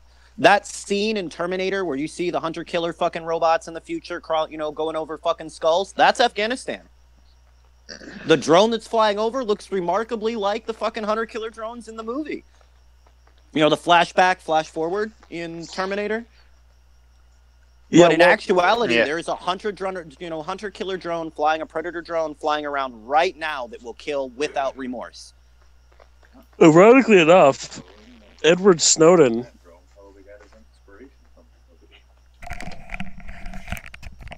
Snowden? Yeah, I was going to say, ironically enough, Edward Snowden revealed Skynet within the NSA leaked documents. He talks about how the NSA has access to satellites that they can take a picture from space and view from anywhere on the ground. Oh yeah, we definitely. It's kind of we don't. So that's Skynet. We don't have nuclear biological weapons, and we don't have weapons in space. That's why I just to go in that how they're making that huge deal over Russia and America not abiding or us leaving the Nuclear Proliferation Act that we've never abided by, and that everybody except for the politicians and media knows that. Right? How many movies have been made about the secret fucking nuclear facilities, right? How many books have been written? Yeah, like it's more than common knowledge, and the only people that don't know that America's got a secret nuclear program, and not even all that fucking secret. You know what I mean? It's definitely not that secret at all. Yeah. And not just nuclear, right? So, I mean, all the other shit that's illegal, too. Biological weapons, chemical weapons. We got entire facilities with $1 budgets that do... CRP labs. Yeah, that do nothing. The reason that we've got Lyme's disease and ticks is because of one of our biological weapons getting loose. So there's a spot out in Pennsylvania that did Lyme's disease testing. on ticks, and they marked them with, they changed the genetics of the tick a little bit in the deer tick to make it have a little bit of a white dot, so you could tell the ones that you had been doing the testing on and the ones that you couldn't do the testings on. It's this little island that does biological weapons testing off the coast of Pennsylvania. And yeah, they got loose, maybe got picked up by some birds or something or another animal, got to the shore, and that's why we have Lyme's disease spread by deer ticks today. Is that the disease spread exactly the way that it was meant to, and they can track how it spread right back to that exact place. No, I thought you were at first when you said that. I thought you were talking about Montauk, but that's not. Oh, that's the Montauk. Yeah, that's the Montauk monster. Whatever washed up on shore there, right? Well, no. That's actually an animal biological lab. A lot of people don't know that. So that's why everybody says that they were doing those types of experiments with those creatures. And they said that the lab was kind of just a cover. It was a disease lab for animals, disease. So they would test different diseases there on animals. Or if an animal was affected, they would test it to see, what the disease is and all that type of stuff. But a lot of people don't. It's what Montauk is New York, right? Yeah, it's off the coast of Long Island. Yeah. I think you're right. I think that's the same facility, same waterway. there's other facilities. They moved the Montauk facility to it's not actually called Montauk either, but they moved the Montauk facility to Arkansas not too long ago. But definitely illegal. Oh yeah. Yeah, so I mean, to say that we don't it just seems the outrage is so silly to me. I wouldn't be surprised if they're still doing human experimentation in some levels of how they were doing it in MK Ultra, where they were testing chemicals on people. I guarantee that they're still doing chemical testing on people, right? Every 10 years, 20 years, the people that were in charge of it die and they release the information or it leaks again. There was a good chance that they were doing biological weapons testing at Standing Rock. A lot of people don't know this. They used a rat poison, a neurological weapon at Standing Rock. They pretty much had a leak that the government knew about. They took a bunch of the buffalo that had been killed, that had died from it, told them about it, all of this stuff, and they pretty much sat back and watched how a small amount of neurotoxin would infect any insurgency. It will eventually come out that they used that as an opportunity to check biological weapons. That biological weapon. Serotonin. No, this is God dang it! It was a rat poison. And they use it for groundhogs normally. It's very restricted. They were improperly storing it next to the Standing Rock reservation. And even though they were told about it, we knew, they were told about it until people started getting sick and somebody ended up getting some testing back. They pretty much just swept it under the table. And then when they went to go and get the buffalo that had been killed, it's pretty much all been, the black project. So, it's like it never happened. No, were they doing that to target the activists there? I mean, that's what it seemed like to me. This is the deal is not specifically to target the activists, but to test if you have an objective to stop the pipeline. You're an insurgency, just like any other insurgency that's there, just non-violently. And they want to see if they introduce a neurotoxin, like always, if you can continue on to do whatever you're trying to do. So yeah, that's how you test out your new weapons. They tested out a few new weapons on us there. They don't particularly hide human testing. They're probably real soon going to be doing some human testing on their next generation of crowd disbursement technologies in France. Oh, LRAD. Right? Yeah, the LRAD and whatever chemical they're using to knock large crowds out. So what they say? LRAD. LRAD's not even here's the thing, they have direct energy weapons now that surpasses LRAD. LRAD's just the sound weapon, right? LRAD does a couple of things, but yeah, it uses sound. It also can use microwaves. It can use some other energies as well to make your skin burn and some other stuff. Okay, so then that is LRAD then, because I thought LRAD was just sound related. I didn't think it was having to do with microwaving the crowd. Making people burn, have that burning feeling. Yeah, and they can do all sorts of other stuff with it. So at certain megahertz range, they can make it affect like equipment, overheat your solenoids and batteries and stuff like that to destroy your electronics in the area. So it can do a lot of stuff. None of it good, but a lot of stuff. Yeah, it starts getting dangerous when they start using those LRADs at inaudible sounds when you get you don't even know you're being exposed to it. Yeah, and that's, some of this is over the long term, so it's not always to kill everybody right away, but to see what low-level exposure does, and they'll test out these things on people. They do. But yeah, I guarantee you'll see the weapons and the things that they tested out at Standing Rock, and one of those was a neuro weapon. There was a statement that came out. Was it Morton County? They claimed it was some kind of vegetable oil or some shit. I mean, they actually acknowledged that they did it, though, That was a thing. The two pilots that were flying over in sprayers that we were complaining about spraying things over, that we had video of spraying over, they both were killed. Really? Yeah, so we ended up getting into one of the hangars and some access to one of the planes that was doing the sprayers and an interview with the one of the pilots. He showed us the planes, the sprayers, the nozzles, how they were told to clean them. He wasn't told specifically what they were spraying over, just to spray. And yeah. Chemtrails are so much fake. Well, I mean, it's in this case, it's like one of those things. Chemtrails may be fake, but the government does spray shit over you. They do it all the fucking time. Well, we get stuck in like. Well, if you break the word down, it's just chemical trails. Yeah. I mean.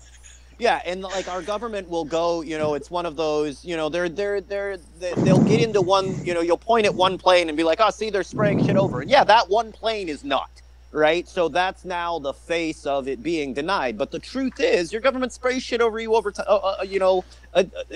the time. You can go over. That's admitted with Operation LAC.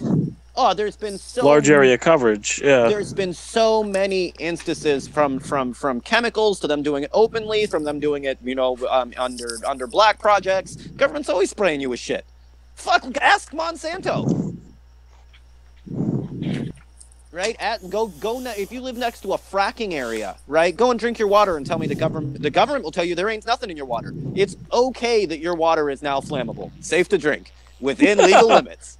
Enjoy. Yeah, no, that's true. If you drink, if you're near a fracking place, yeah, that's true. Your water will be flammable. Yeah, but they'll tell you it's fine. Fracking doesn't make your water flammable. Your water was flammable before that, obviously. It's weird. Nobody ever mentioned it before now. I've lived here my whole life. My water never lit on fire. Right? But the government will tell you. It seems like a physical impossibility, too. Look at your water lit on fire. Oh, yeah. Well, I mean, not really. I mean, what it does is they get the methane trapped in water. Yeah, I know. Yeah, one way or another, that should not be happening. But if you ask them, the government will tell you that fracking doesn't cause earthquakes and doesn't pollute your waterway. Well, actually, the earthquake thing was kind of admitted already a few years ago. Oh yeah, remember when they tried to sell that thing to the guys in Oklahoma? They're all like, "Oh, those are normal earthquakes," and they're all like, "No, it is not normal. I live in Oklahoma." They had like a 6.3 or a 6.5, man. There was a big one. Yeah, and they got tried a shallow formation though. That's why they do it there, or why they're worse. If it's deep, 8,000, 5,000 feet, you feel them, but they're small. But yeah, if you're getting into a formation that's fairly shallow, it's going to be a big quake. Yeah. Oh, and they tried to sell it like this is it's completely normal, completely normal, folks. Don't worry about it. Yeah, I mean, it got like from everybody because like the farmers, the Westerners that were there are like, nah, we've never had earthquakes, and like there was natives that were there. It was like literally, my people have lived here since there was people. We ain't never had a fucking earthquake. It's so true, though. I mean, it's all good. Drink up, drink up. When I remember that though, the Oklahoma thing, I remember, and then the scientists came out and they said that fracking causes earthquakes. I mean, how do you how do people not realize that though? It's like, oh, drilling into the ground is not going to disrupt the tectonic plates under the ground. Well, What? this is an industry. This is What? an industry that the best word that they could come up to design it was fracking. That was the best thing. That even if you didn't know what fracking was, if somebody knocked on your door and was like, "Hey, I need to frack this back area. I'd like to really frack this entire neighborhood," you'd be like, "Nah, I don't know what it is, but it doesn't sound good." You picked the name and you picked fracking. Right, what Chemical Planet Rape wasn't available? It's hydraulic fracking. I mean, okay. Yeah, I guess. That sounds better than normal fracking. Well, look, I mean, it's not like, I mean, if me being in the science and engineering buildings, I can tell you, it's pretty sparse, man. All the kids are going to other buildings, doing other things. So they don't know, man. See, if you don't take math, science, physics, and all this, you don't understand the world. You don't know. They could be telling you these things. You don't even know what it is. Yep. Yeah, and there's always this concerted effort to keep the people ignorant, right? To keep them, and that's the difference between being, to keep people ignorant. People are ignorant because they don't have the information. Is that why we have mumble rappers? Oh my God! It's just a few tattoos on your face. Yeah, every day, blah blah blah blah blah blah blah. You know what I mean? I can't understand a goddamn thing they're saying. It sounds like they got gum in their mouth. Yeah, that's not gum they have in their mouth. Oh, whatever the fucking. Those are Skittles. Oh, it's some orange tar. What's that guy? 6ix9ine. What is his name? Takeshi 6ix9ine. This dude's going to prison for 47 years. Yeah, dude, you've got multicolored. He's gonna be somebody's multicolored dreadlocks, and your name is 6ix9ine. Taste the rainbow. You are gonna have a blast in prison. He's gonna be everybody's girlfriend. Oh goodness, no, you gangster. Oh yeah, they're gonna make him pay for that. That whole gangster stuff was all for publicity. Now they're gonna make him pay for it. Oh, that's hilarious. Hey, I can tell you, there's this guy. He's Chameleonaire. I think he's out of Houston. He's a rapper. Yeah. 15 million. No, we saw him up in Dallas, and did like a little quick meetup and everything. Yeah. And that guy was cool, man. He knows. It's just like, hey, I'm just doing the role, man. I mean, it's just like he's done some really he's a nice guy though. There's been 3-4 of them. There was Chameleonaire that gave some real good speeches that really exposed a lot of like the insides of the hip hop music business. A bunch of the guys from Atlanta. Oh crap! I forget it. I forget his name right off the bat. Oh man, I'll have to look up the speech and post it. But I think the smarter ones, they know it's like, hey, they're just doing the Hollywood thing, making money. I don't think that they're actually into that lifestyle necessarily. I mean, you can see the ones that are, they normally don't, like, there's no winning because to play that part, right, whatever part they want you to make the money, right, that only leads in one direction. But then if you don't play the part, right, then you get nowhere as well. You know what I mean? Like, that's the end of your career. If you ever come out and say, hey, man, this is all fucking bullshit, right? Then... Yeah, just if one of the mumble rappers was just like, I'm paid to do this. Yeah, I don't like doing this. That was what, I mean, I don't call it good, but I mean, that's what got me was like about NWA. It's like, hey, these guys were actual gangsters. If I'm going to listen to freaking gangster rap, I want to hear it from actual gangsters. Yeah. I feel like you're posing, man. It's the deal, yeah. Straight out of Compton. All right, hey, now we're talking. And that's the deal. Like, even for all the education, that album specifically did more to expose the corruption inside of the hood, right? The reasons why there is all of this shit going on than any newscast ever did. ever. It's kind of crazy to think about. Like, you think of the rappers that were saying that, you know what I mean, that the CIA selling crack in the hood. Enough that it was, a joke in the media. You know what I mean? They would make kind of a joke about it. You're right. Then a plane crashes. Then a plane crashes with a bunch of cocaine in it. Selling drugs in the hood. Sure they are. Right? But that's the truth. Yeah, that was George H.W. Bush's whole entire presidency. There was a concerted effort to try to, undermine and demean all of that. The only people that ever got it out, right, were in hip hop lyrics. Freeway Rick Ross, man. Yeah, and they He's the one who really broke that. Yeah. And the amount of people that because that other rapper, the guy that was the prison guard or whatever, right? Totally jacked fucking Rick Ross's name and his style and the cool beard. Fuck him, right? Yeah. So, Rick Ross's story is interesting because it wasn't until Pablo Escobar went down that he was all like, wait a minute, I know all these guys, right? And it, pretty much he exposed a whole, CIA dealing operation in California. Yeah.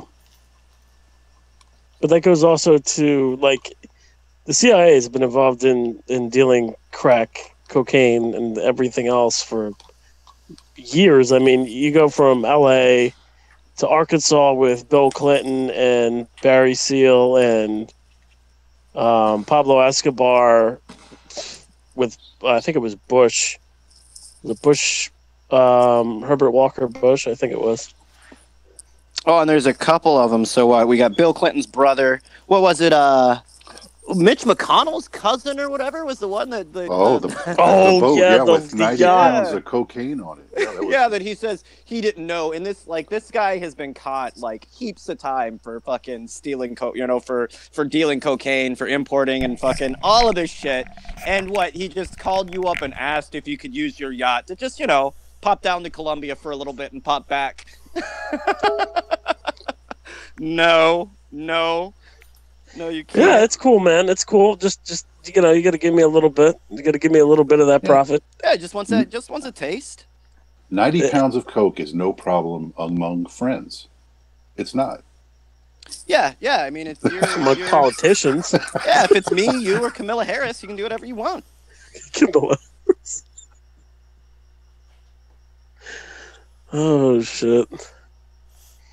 That was crazy, though. I remember seeing that story, and I was like, is this real? Oh, yeah. Well, and their response was just so, manufactured. I had no idea. You had no idea that your coke-dealing cousin that was borrowing your yacht to go to Colombia was picking up cocaine. Sure. Did he ask you for the keys at 4 in the morning? Because that seems pretty legit.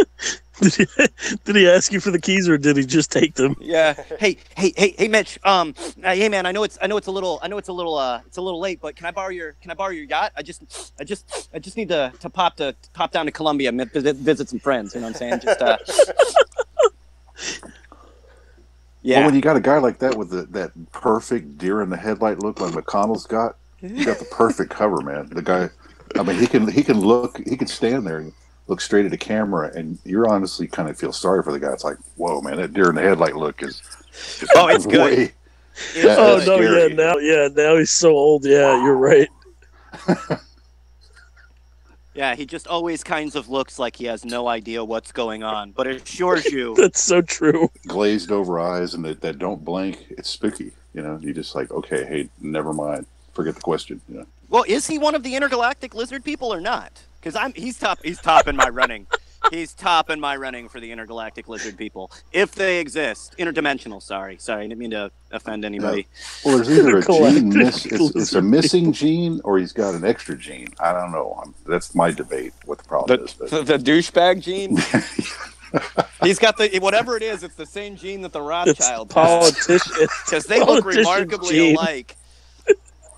A pathological liar, psychopath gene. Yeah. You look like a person, like somebody that eats children. I'm just saying. Oh, speaking of, I'm not saying you eat children. I'm just saying.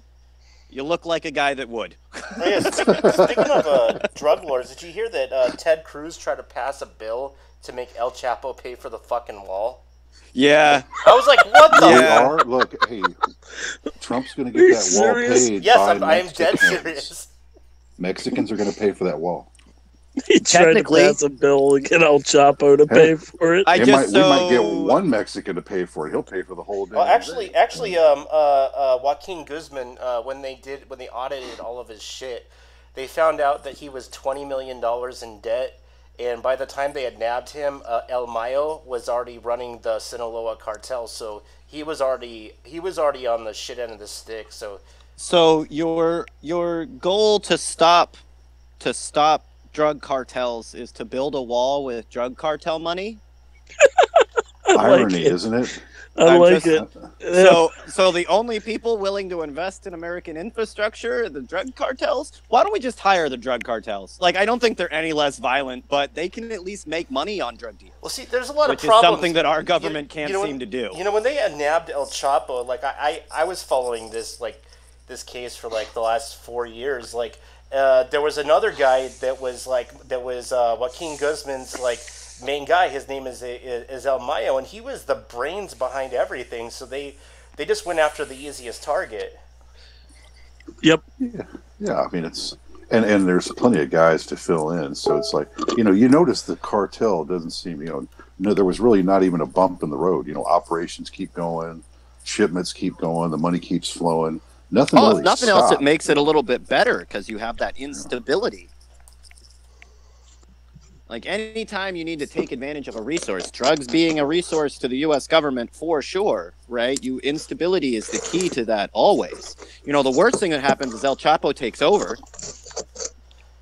right? Then he controls the price of the drugs. Well, I think the Sinaloa cartel kind of wanted to get rid of him because he was a high profile, and El Mayo always kept a low profile, and you almost didn't. You didn't even hear about the guy until El Chapo got arrested the first time.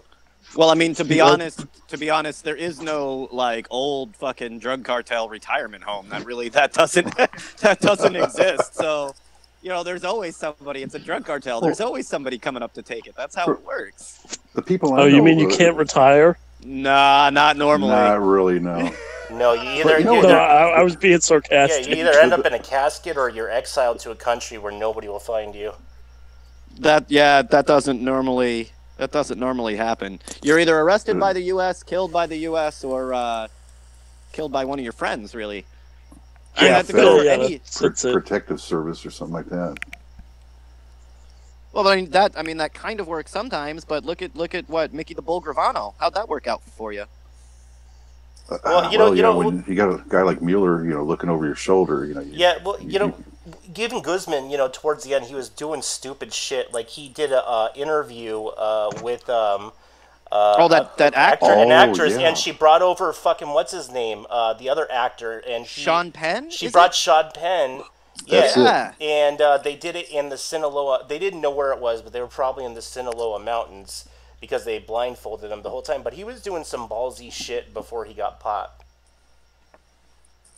Yeah, it seems like. That's kind of the life of a drug cartel, of a drug kingpin. Yeah, it's there's probably a lot. All the other kingpins that you never know about are the lower guys. There's a ton of them. Yeah, they're going to take the top guy out, but think of all the guys that are getting away with stuff. And even then, it goes into the look, man. I was going to be a peasant farmer, right? That was going to work myself to death in this dirt field, right? I spent 20 years as being the top fucking drug cartel in the world. It was a good life. Yeah. Well, for when a lot of these guys come from nothing. And when you think, oh, well, we finally got him after 30 years, after 40 years. Yeah, you did. But that was, that's that was more life than I was ever going to get to live, ever. I just want to know why Sean Penn would trust these people. Well, Sean Penn put a blindfold on him and take him anywhere. That's so fucking stupid. If you know the story, Sean Penn wasn't even supposed. Like, Kate whatever her name was, brought Sean Penn as to try and document what was going on, but it was not supposed to be an article that was going for the Rolling Stones, and Kate went back, and Sean Penn sent the article to Rolling Stones, and he kind of like fucked her over. Oh, shit. Yeah. And Look, I mean, I guess you kind of feel fucked over, but in all like reality, like you went to meet like a murderous fucking drug cartel leader. That's good really story, the best man. thing that could happen. Oh yeah, it's a great story if you get out alive. But fucking, why would you ever trust that for that story? Well, when you're a washed-up old drunk of an actor, you got to revive your career. You'll do When was the last time shit. when was the last time we saw Sean Penn in anything? Yeah, I mean, Well, he's going to be playing El Chapo in this next movie. Like that role is obviously just for you.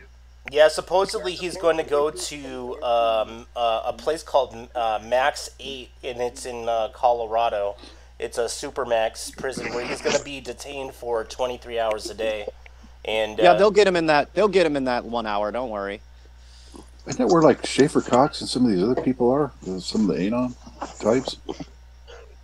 I don't know Aren't where. Isn't there one in Schaefer Cox the is. is a Supermax?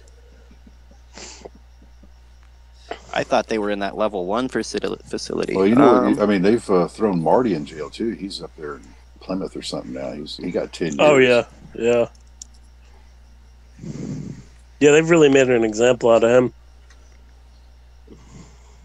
yeah, which was retarded because it was like it really was a low level attack. I mean, it really wasn't anything really sophisticated, you know. It wasn't even him. Oh really? I just assumed. I won't go into that. Yeah, no, like Wasn't that? we're gonna back out of this. We're gonna back out of this, but Okay. nah, it wasn't him. Yeah. All right. And I think that all of their actual evidence that they, you know what I mean? There was no way that you would have been able to come to that conclusion looking at, yeah, whatever. It's there's not a- whatever, but you know what I mean? It's yeah. I And can't, you can't get anywhere when the judge and the prosecutors are all like tied into the hospitals and the companies before. Oh, that's the most fucked up part of it, though. Yeah, they're all part of the deal, so you know where this is going. Right? yeah, Well, make yeah, an but example There's no of them. conflicts of interest. They're not Make gonna- an example out of the hacker. Don't make an example out of the hospital that was abusing a young girl. Oh, that's always Yeah. that's always the case, right? You expose government corruption, you go to jail, not the government officials. Look Yeah. at what No. reality winner, right? They're using their information to to prosecute the people in the government. Their entire case is based on her information, and yet she's the one that's in jail. That sounds Yeah. right. Then you got like the whistleblower cases where a whistleblower tries to come out against the government, and then they just fire the whistleblower from. Oh, fired would be the best that can happen to you. You know, No, most of the they- time when they're going after like Kiriakou and the other guy. I mean, they're actually SWAT teaming them and taking them to jail and everything. I mean, you can't trust the government, even if you're following and doing by the book where you're supposed to. They are going to screw you for some reason now. Yeah. yeah, if they want a piece of you, there's almost nothing you can do. Run. Even when you're in the right, Hide. that's, it's Oh, the more right you are, right, the more dangerous you are to them. These people are hurt by one thing and one thing only, and that's the truth. Right? Everything that falls apart for them is always because of the truth. the big lie has to be supported. Well, Yeah, and If any of the little lies fall apart, well, then the big lie falls apart. Can't Oh have yeah, that. look, they said they're not spying on you. If you prove that they are, right, that's a serious problem. Oh wait, Edward Snowden. Yeah, I mean, definitely. You showed the world that the US government is spying on them. That's why he ran. I mean, Yeah, He you was have no probably- choice. Run, dude, he- run. he was probably fearing for his life. He's probably like, I know all these operations. I know they have an assassination hit team. Oh yeah, there's an open hit on on Snowden as we speak. Oh yeah, probably. Absolutely.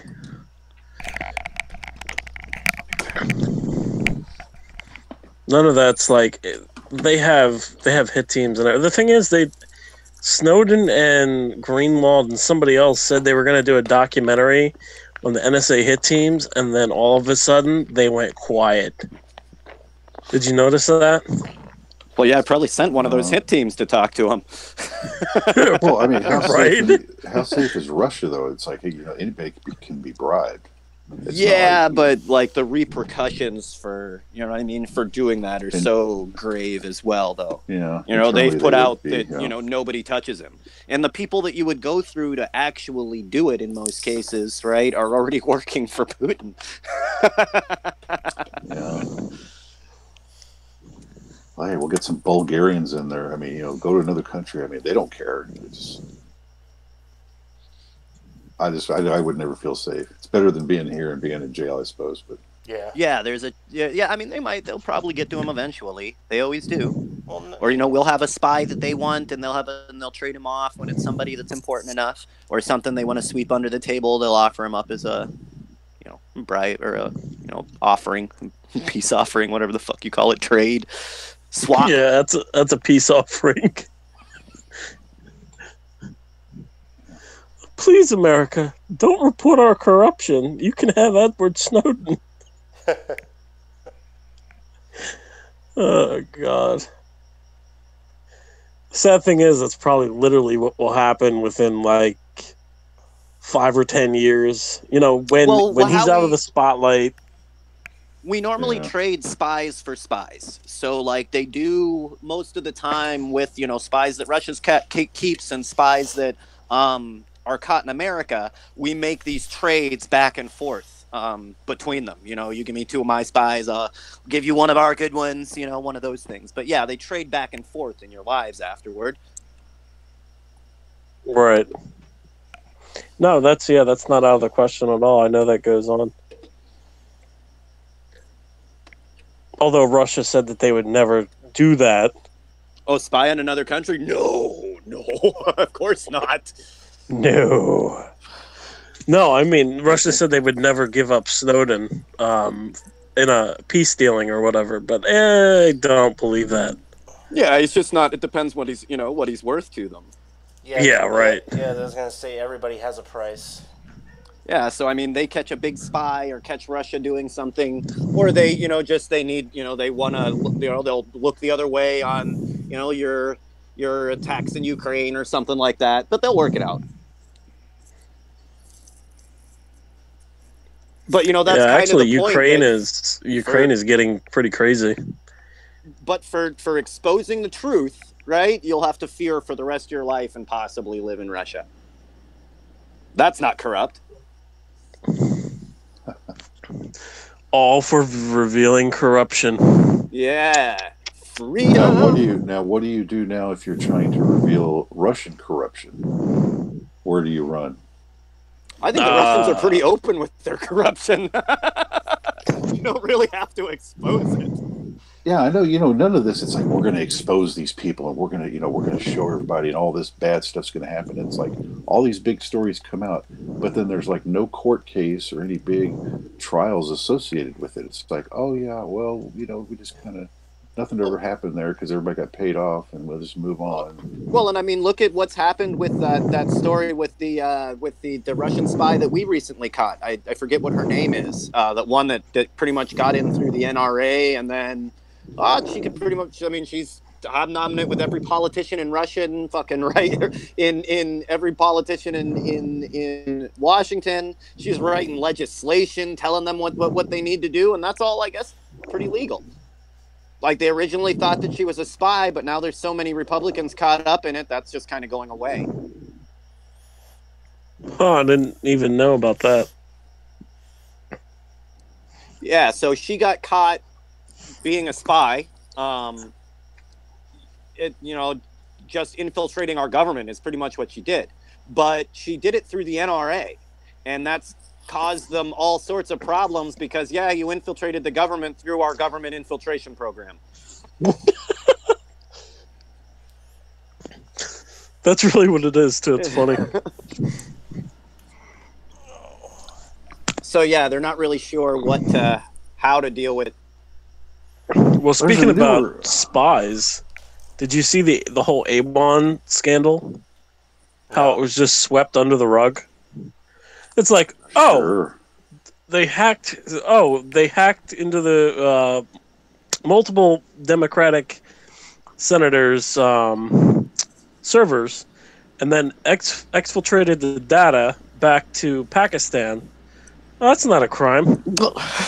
Totally legal. Completely legal. Oh, that goes right next to what Hillary did with the whole email server. Okay, that's legal. We're good. Well, I posted a meme the other day that had was just making a point of the whole corruption that was involved with that, and I was all like, yeah, because it's you normally tell your people to smash their devices with hammers when you're on the level, and they're all like, oh no, it's quite normal for you to get rid of all of your. Look, I have worked at countless IT offices. I have never been told to smash my equipment with hammers. Never. I've never left a job where they were like, all right guys, we're closing the doors, get your hammers ready. Get your hammers ready. That would be my only reason for showing up for the last day of work. You know how they said that happened to one of my friends though. He was working at a software company that was selling fucking stolen software, and he went to work one day and there was the FBI was there with machine guns and shit. Yeah, that would seem a place where you were given. That would be a situation where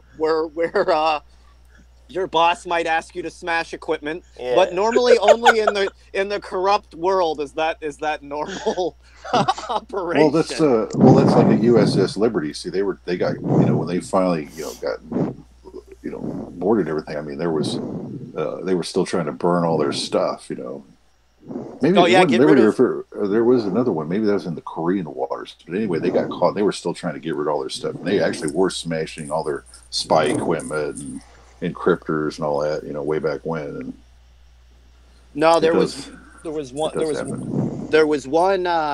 Like real recently when they've made it that they had to switch a lot of these police departments' files over to electronic files so that the government can look at them and all of this shit. And yeah, they just pretty much have been burning all their dirty laundry. So, that's wonderful. Yeah, so when they, now that they're required to turn it over to digital format, when they come across, your illegal police reports and search and seizures and all the crappy stuff that you've done, yeah, they're just burning it. And I think that's out in LA right now. Of course, it's in LA. One of the most corrupt police stations. In regards to Hillary Clinton, it's actually pretty funny that they say that there's no proof of negligence or breaking the law, because actually one of her emails says send non-secure. Yeah, I mean, it's one of those things. Okay, so she didn't break the law. That's kind of the problem with Hillary Clinton. Is she exists in that little sleazy gray zone, right, between banking and the government, between the the military-industrial complex and world American interests. Like, what you're doing isn't illegal. That doesn't make it any less moral. That's definitely illegal, because she was supposed to not.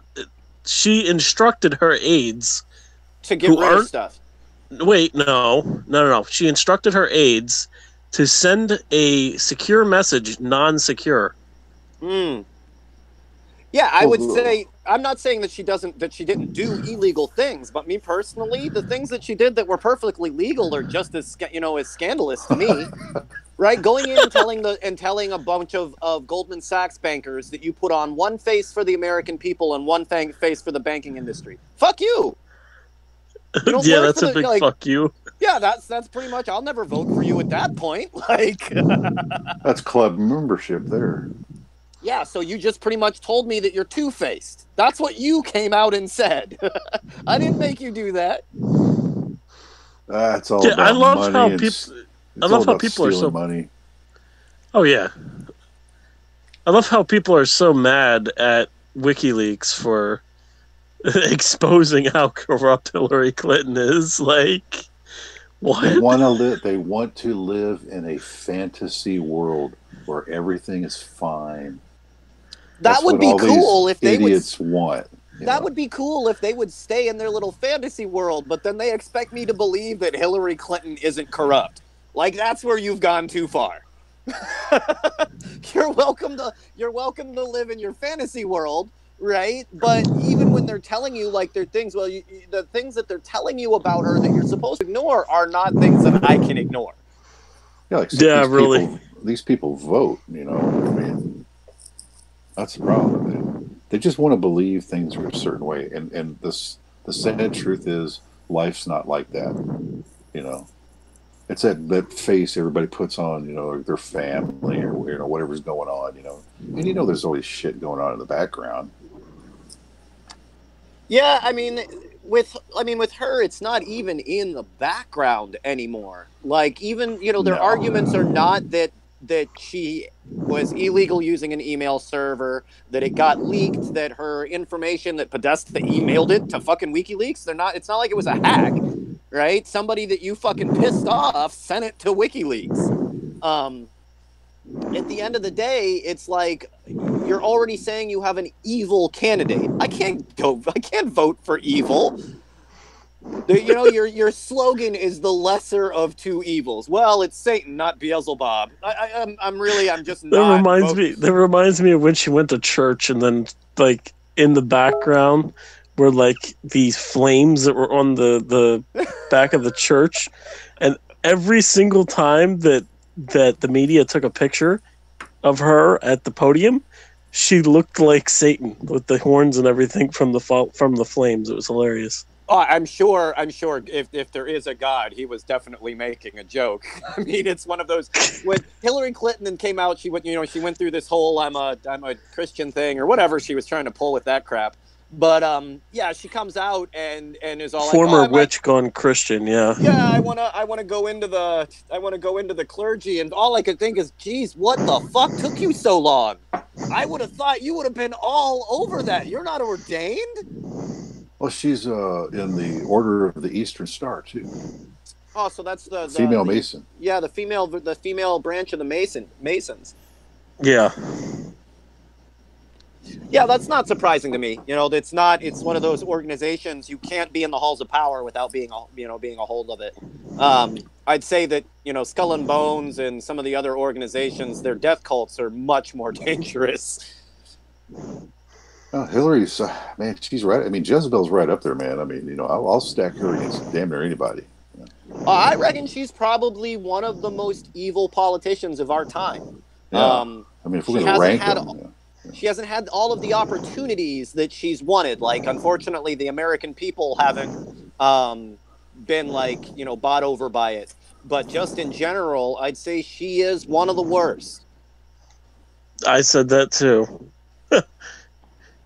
Well, they've been selling government secrets a long time. I mean, you got to remember in the 90s, they got selling that machining technology for the submarine propellers and all that shit. So, I mean, they've been doing this a long time. Are you talking about Chinagate? New.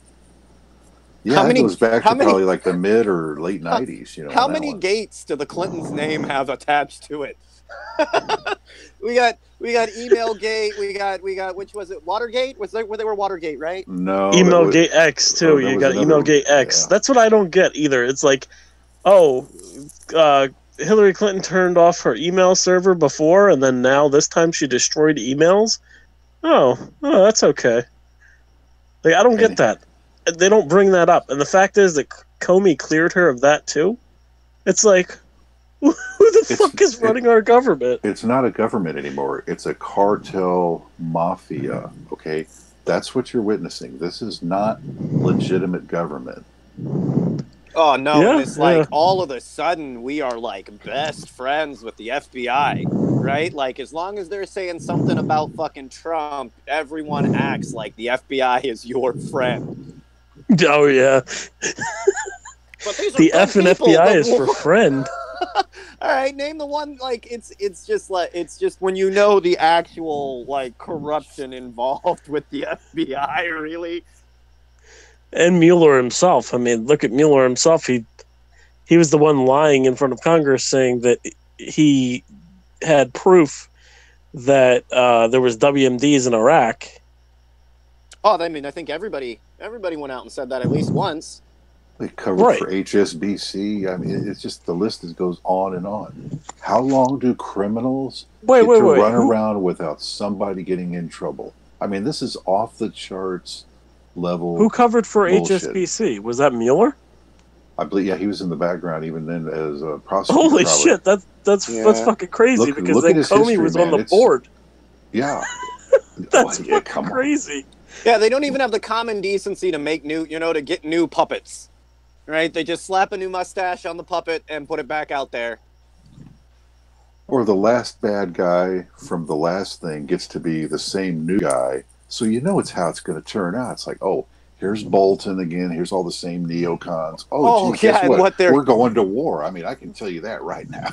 Our liaison to Venezuela. This already Elliot Abrams. It's already like name the government. Like, how do you go in and apply for a new government job? Do they check off the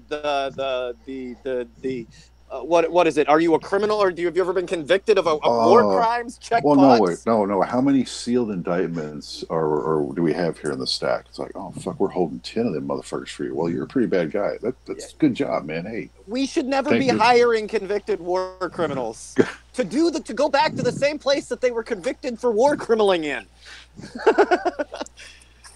Was Abrams involved in Venezuela before? He was South America. He was. I mean, he was. Oh, that's close enough. Yeah. If you were, like his guns and hit squad, murder squad training, was all over South America. It just seems that normally you wouldn't, where you would normally want someone that checked no for I've never been convicted of genocide. They're convicted of genocide or being a war criminal. They just hired the first person that checked yes on that box. Or you're currently under indictment. Oh, you are? Wow, well. Right. You're our guy. You are our guy. Pleasure to meet you. I mean, it's somebody we can deal with, Can you fuck up another country without any remorse? Man, I will fuck up a country, and in 20 years, you'll hire me back. Yeah, you're just the kind of psychopath we've been looking for, man. We got a job for you. You'll need a bad guy like me. Yeah, we have the job for you. Invade Venezuela. And nobody has a memory, or did he just look that good on paper you couldn't help it? Nobody was like, Elliot Abrams? Wait, what? Wait, are you sure? Is Joseph Mingala not available? We need confirmed bad guys that can pull this mission off. Yeah, we know that are good, solid. Like, come on, dude. It's 2019. Give the new blood a little bit of fucking work. I'm sure Trump was like, can we not resurrect Hitler? Yeah. Oh, I'm sure he's working on it right now. Some lab is. I know someone that can build a wall. It'll be the bigliest wall ever. I brought on a guy. The bigliest. You guys might know him. He's got some bad press. I'm going to keep my promises. Yeah. Well, I suggest that he better, or else he might get ditched. Well, you see, draining that swamp, that sure worked out really well. I mean, we got John Bolton, Elliot Abrams. Oh, yeah. Mike Pompeo. Because we didn't ask. That's the problem of having a corporate media. You didn't ask the right questions. He said he would drain the swamp. Did not say what he was going to do with the sludge. No, he just said he would do it. That's all. Oh, yeah. I imagine he's draining them like a pipe right into the White House office. He said it, and he's going to say it again that he said it. Well, if you ever listen to his speeches, he says both the positive and the negative in the same speech. He'll be like, "This is the worst deal ever, but it's great." I'll never sign another bad deal. Yeah, you can take whatever soundbite you want. You get a soundbite of him saying it's great. You get a soundbite of him saying it's terrible. It's up to you. Well, that's what this is politician thing. They think if they can be what everybody wants them to believe, that that's okay. And what you end up with, of course, is a bullshitter, right? Trying to play both sides, you know. But they think, oh, it's like, man, I'm the greatest politician there is, and I'm talking out of both Trump sides of my is ass. definitely not trying to play both sides. Yeah, and I'm getting away with it, you know. It's Trump's like, on his own side. Yeah, Trump is not. Trump is not trying to play both sides. I mean, he openly like attacks the liberals and attacks the left. Like, yeah, but I always, and you know, I would like our government not to be complete and utter like numbskulls, but that's what it is. You know, I do. Yeah, I do. That's never going to happen. I do tend to think that a lot of this is exactly what it is, and that's political like showmanship. It's political theater, and they've got an actor in the White House that's named to fame is entertainment, and you know you've got it to the point where because Trump's in office, neoliberals like Nancy Pelosi can do a golf clap and make you think that that's standing up for the people. A golf clap.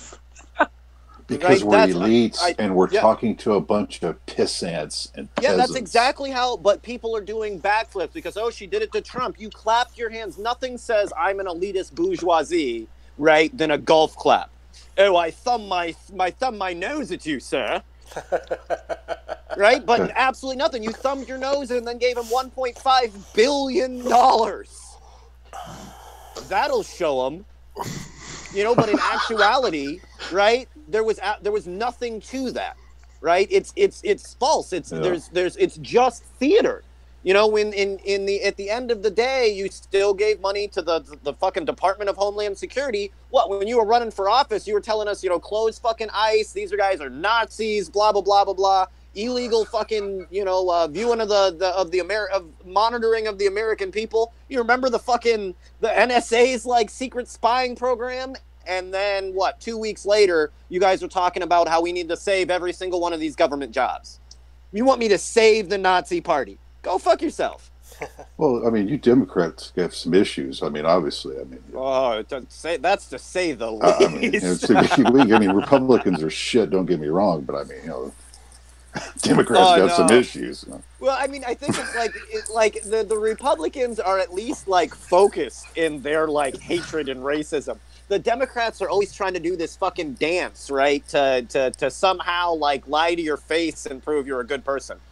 It's weird. It's weird. Like, I'd rather you just like, you know, come out and say you're a sack of shit. For Hillary Clinton, she always tries to reinvent herself and play all of these stupid ass games and, you know what I mean? Say all the things that she's not. If she just came out and said, look, I'm a cold hearted bitch. You want to win these fucking wars? You want to smash these people? Right? Vote for fucking me. That's all she had to do. But instead, she had to act like she... Yeah, I'm rigging the election. I'm in the primaries of the party. Do you realize how much this costs? Yeah, I mean, that was the deal. No, come out and say it. Look, I will control the media. I'll control the people. I'll control the news. I'll control the internet. Right? I will do whatever I rigged the election just so you would vote for me. Just vote for me. Yes, own strength. It. People own will fight. People. Man. Yeah, look at that. Is what got Trump elected. He completely owns, right, the douchebag that he is, but Clinton refuses to own up to who she is. Yeah. Well, the slogan should be, I'm the bastard that you can believe in. Oh, Hillary, I mean, you're being completely honest. An honest politician for a change. That was the first that was the first Clinton slogan I've ever liked, dude. Don't do this professionally. Oh, okay. They're coming up so far. They've came up with the better of two evils. Yeah, no. I'm the bastard that you can believe in is just far more. That makes more sense. I would be so mad if, like, I'm the psychopath. I'm the bastard you can believe in. That's look, me. you guys just voted Vote for Trump. Me. You want a fucking psychopath? Here I am. My name's Jezebel. I can't believe that you paid somebody like millions of dollars at a board meeting, right? At a board to come up with a slogan, and they came up with the best of two evils. And you weren't all like, look, I don't care what the next slogan is. Don't use evil in my name, right? It's not helping us. That's so true, though.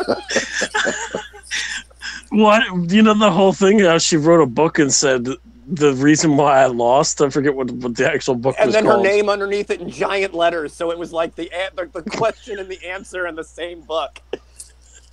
Yeah, but I mean that's a big reason right there. I mean, no, the only slogan said evil in it. Yeah. The only reason you lost, could you imagine if like any other like sport or anything came out and did that and was like, yeah, I'm sorry about losing the Super Bowl, but it's the fucking fans' fault, right? If they would have just clapped a little bit harder, I would have won.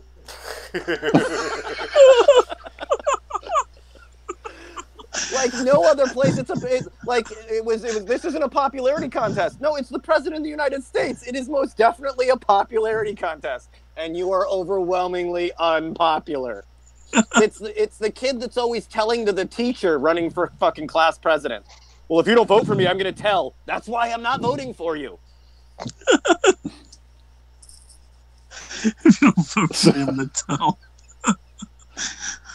Oh god. That's how it works. I just find it funny. Like when I was looking at the whole election, the actual primary, I was looking at the primary and I saw that there was several cases where votes were switching from Trump to Hillary, but there was no cases that I could personally find where votes were switching from Hillary to Trump. I don't know really how much voter fraud like that is going on, in the simple fact with, look, whether they were switching them or not, you only beat Trump by 3 million votes. That's almost the margin of error. That's the thing, yeah, though. But that's the thing. I mean, look, if you're going to cheat, you're going to cheat, then you have to win. Like, if you were playing a poker game, it's bad enough that you were cheating. It's even worse that you were cheating and lost. Yeah. Oh, yeah, for sure. Yeah. So, I mean, yeah, I don't know how much voter fraud's going on, like, between redlining and all of that. Even with voter fraud, you were only able to pull out 3 million votes one way or the other. Possibly, the parties brought in, 20, 30 million illegals, and you can only pull maybe a 2 or 3 million win. You're doing something wrong still. Yeah. So, I mean, I don't know. I'm pretty sure that if, to be honest, even that, like, are you going to vote for Hillary Clinton? See, I am not voting for that bitch.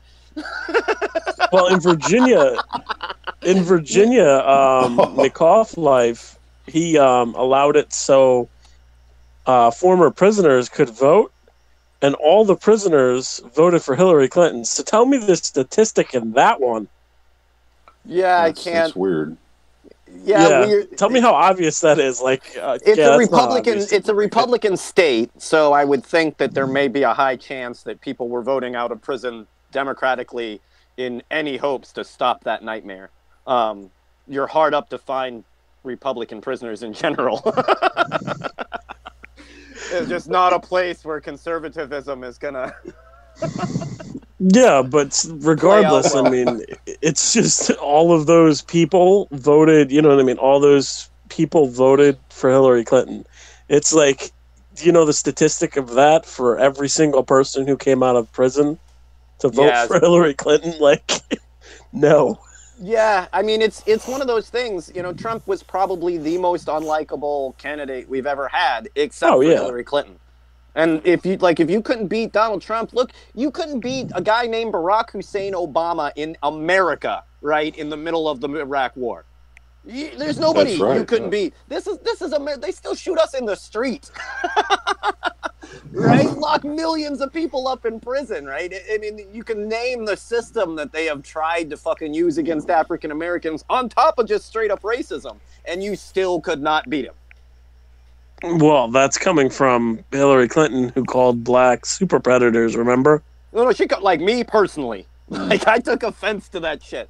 I was a teenager when that was the whole thing, in that age where you became the cute little black kid that everybody likes, right, to this threat, this predator, this monster that they are willing. And this is back when you could shoot anyone, right, beat anyone in the street and just mention that you smelled weed.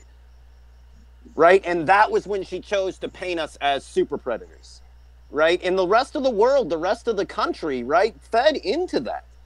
Where people were, people went from being, like me personally, it did affect me to have people that you were friends with now desperately scared of you. Because you're a super predator. It's just the fact that she tries to play the whole "I'm not racist" card, and throughout her history, not only that, but there is stories from Secret Service agents who say that she called blacks the N-word and everything else. Like, oh yeah, I wouldn't put that past her. I know she's pretty hard on a lot of the people around her. I wouldn't argue with that. Anyone that I've ever talked to that's worked with her says she is a horrible person to work with. Overbearing, demanding. She talks down to you. Right. She had gotten an FBI agent reprimanded or fired. A mark put on his career because he wouldn't hold her purse. Yeah, so there was a when story she was going where back, and this was her Secret Service agent. And when she's going back and forth, she's all like, "Oh, can you hold my purse?" And he's like, "Ma'am, I have to stay focused on my job, right? My job is to keep you alive. I can't hold your purse. I need to be able to react. I need to be able to have, to know what's going on around us." And yeah, I mean, berated him in front of the people, mark on his record, the works, because the man that's supposed to be protecting your life, you would like to take the time to watch your purse. I remember seeing that she threw a vase and a book at a Secret Service agent. I remember reading that. Yeah, I'm just word to the wise. Don't berate your security, the people that are supposed to keep you from catching a bullet. It's just not smart. In that second where he thinks, should I jump in front of this bullet or not? Fuck it. She threw a vase at me. Oh, God, I tried. You saw I really lunged at that. Man down. Man down. Man down. Yeah, call me the N-bomb now. What's up? Security? You're gonna need a medic here. You're gonna need a medic. Yeah, put some hot sauce on that. Oh, you're gonna need to make a homemade tourniquet. Yeah, look, I've never personally talked, and I've worked with the Democratic Party. I've never talked to a single person that knows Hillary Clinton on a personal level that ever said she's a nice person. And that might not be something that you're interested in, but I have never heard anybody on a personal level ever say anything nice about her. No, because she's not a nice person. 20,000 emails, and not a single one of them said I love you. Not one. You didn't send a single, "Hey baby, I'm on my way home, I love you," right? "How's Chelsea doing? I love you." Nothing. Well, now there was supposed to be some of those emails were about their wedding and plans and that sort of thing. I mean, Trump's wedding or their daughter's wedding? Probably both. How long was she doing this? How many years? Yeah. I looked through them. I didn't see them. There may have been some like, I mean, I looked for very specific phrases like "I love you," something that a human would say. And I didn't find any of those. So, I mean, look, I'm a single dude, and I've sent "I love you" to at least one person in 20,000 emails. You didn't, like, nobody? How about "I miss you"? Was "I miss you" sent? No. Oh, No. I tried. No. When will you have the blood of those children? I think was sent a couple of times.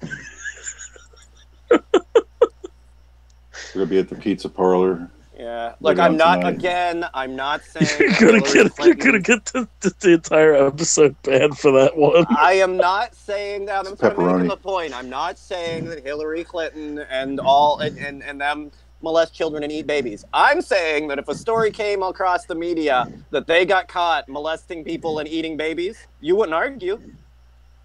It wouldn't surprise me. Nah, you'd be Really, like, yeah. "Yep, yeah, that sounds about right. Shit, I could have told you that." Well, actually, in the emails was a very disturbing email that people like just dismiss as like, "Oh, he's just joking." Where the guy, one of the staffers, says, "I'm going to go sacrifice a chicken to Moloch." I'm like, wait, what? Oh. You know what? And I get sick I and wonder tired where. of this shit. That is so fucking disrespectful. Why would you sacrifice a chicken? That's a goat. Well, actually, chicken is a slang term for little boy. Boy, yeah. Oh my God. Well, there's really no tell. I don't, you know, even I don't even think they know the kind of actual evil they might be conjuring up into this world. You know, they think they got it all covered. Whatever. Well, believe in it or not, the world believe in a spiritual realm of evil or not, right? The world we live in is evil, and they're to blame. And that's something that has they're to be... to blame. Oh, 100%. These are the people that are in charge. You're the one that was driving the bus, right? You're the one that's pushing the button to murder children, right? You're the ones that are voting for war. You're the ones that are on the sides of the prison industrial complex, the military industrial complex. Fucking Monsanto. Right? Oh yeah, Monsanto. Yeah, Monsanto is definitely to blame for a lot.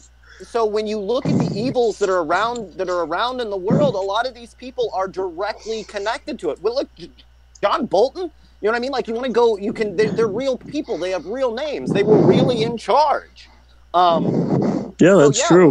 When people you looking for demons got some names for you. Yeah, and this is definitely, not telling anybody to move to violence. But look, demon or not, I bet you their heads come off just the same. Demon or not, you still deserve to rot in prison for the things that you've done. You know, whether you were sacrificing babies to your random fucking, demon to make yourself feel better, trust me, no self-respecting demon is coming to a fucking party with Mitch McConnell dancing around butt naked. That's just not gonna happen. You are like seriously got some ego problems. Right? When you think that the demonic world would actually give a fuck about you. But that's how it works, right? You're going to act that way on your ego regardless. But I mean, apparently, but I mean, why does all this sex and all this butt fucking bring these entities into the world? I'm not really seeing that. Oh, it honestly. doesn't. I mean, it doesn't. These same monkeys are constantly butt fucking each other and murdering children. It really has nothing to do with the spiritual world, with true evil, right? With true darkness. Most of the things that you see in the world are human greed. Why is there war in the world? Because we cannot stop giving fucking Halliburton money. And we will allow people to get away with genocide to give them money. Not because some fucking demon, because the devil is behind the table and any of that shit. Man did that. Why are you raping children? Because you're a fucking child molester. And you're rich enough to get away with it. The same way as all of the kings and leadership before you did. You ain't special. You're not enlightened. You're not anything other than a fucking monkey that's raping a child. That's it. But they always like to think of themselves, right, in these grand motions. You know what I mean? You're always the king. You're enlightened by God. You're moved by this demon and that demon, right? You can name the pyramid or church that they were built in. But at the end of the day, you're just a fucking monkey. That's it. And your greed for shiny rocks is causing people to die. But they, like I said, they always like to think of themselves in these grand schemes of the inner, you know what I mean? True evil in the universe. You can't even fathom the size of the universe, let alone contemplate good or evil. I mean, you can categorize it like... Oh, barely. We have no idea. You can say the word infinity because you can't actually contemplate it. And you're dealing with entities that are infinite. A number that you can't even rationalize. It breaks down. Nothing can last forever. Something has to have created it, right? The human mind can't even actually comprehend infinity. But we like to pretend that we understand things that live on an infinite plane. Yeah, I mean, but in regards to categorizing evil, I mean, you can think of certain things that are evil, like just start a list, like you said. Yeah, molesting children. Yep, that's evil. Rape. Yeah, that's evil. Oh yeah, definitely. Shooting somebody for no reason. Yeah, that's evil. The same way that I don't see the need doesn't change their existence, but in the way that I don't see the need for a God to do good, I don't see a need for a God to do evil. Humanity's going to do good or evil because of who you are. If you're an evil person, you rape children. The devil, I doubt, has time for that shit. Well, not in the infinite scheme of the universe. It's easy to say, well, like the devil made me do it, as if there is one. So you got to blame it on somebody. Yeah, and these people always go to the same thing. First, it's the devil made me do it when you get caught, but all the way up to you get caught, they're convinced they're the devil.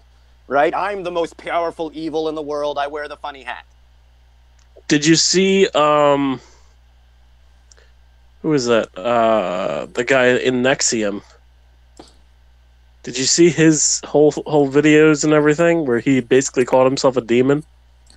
I didn't, but I believe it. All of these guys, they pray to demons. They think they're demons. They're influenced by it. Like, it's just, it's weird. Nexium, the girls in Nexium were actually called worship companions. I believe it. These guys get wrapped around sex, and you know what I mean. It's a disease, right? But I don't see it go far beyond humanity. And all the evil that I've never seen like the demon to go along with it. Only man.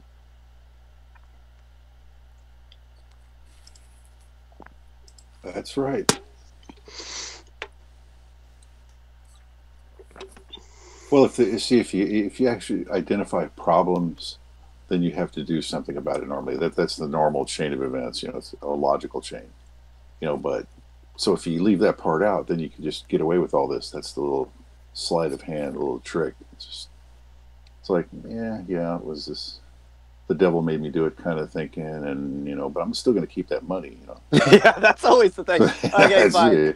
I'm going to step down. I'll step down. But thanks for playing. Yeah, it doesn't matter once you get to a certain power level, a certain amount of money, no matter what you do, the worst that can happen to you is that you step down with full benefits and retirement. Well, yeah. I'm just gonna go retire on my trillions of dollars and paint. That's acceptable. Again, look at Jeffrey Epstein. Yeah. Prime example right there.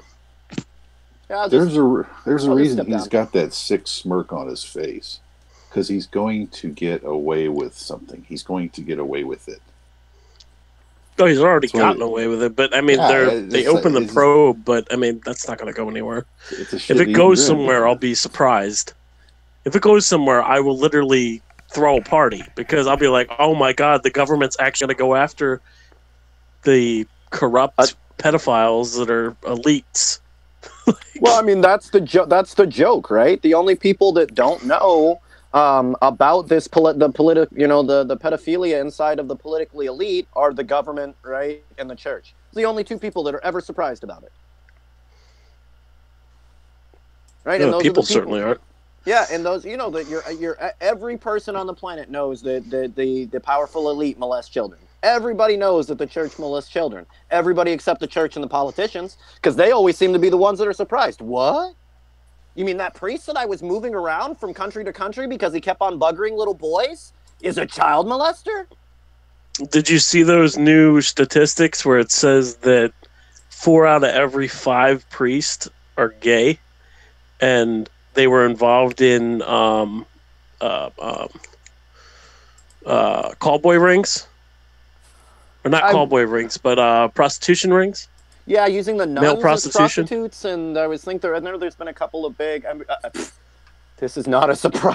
I mean, it's just like, yeah, that sounds about right. No, male prostitution, like paying for like a male...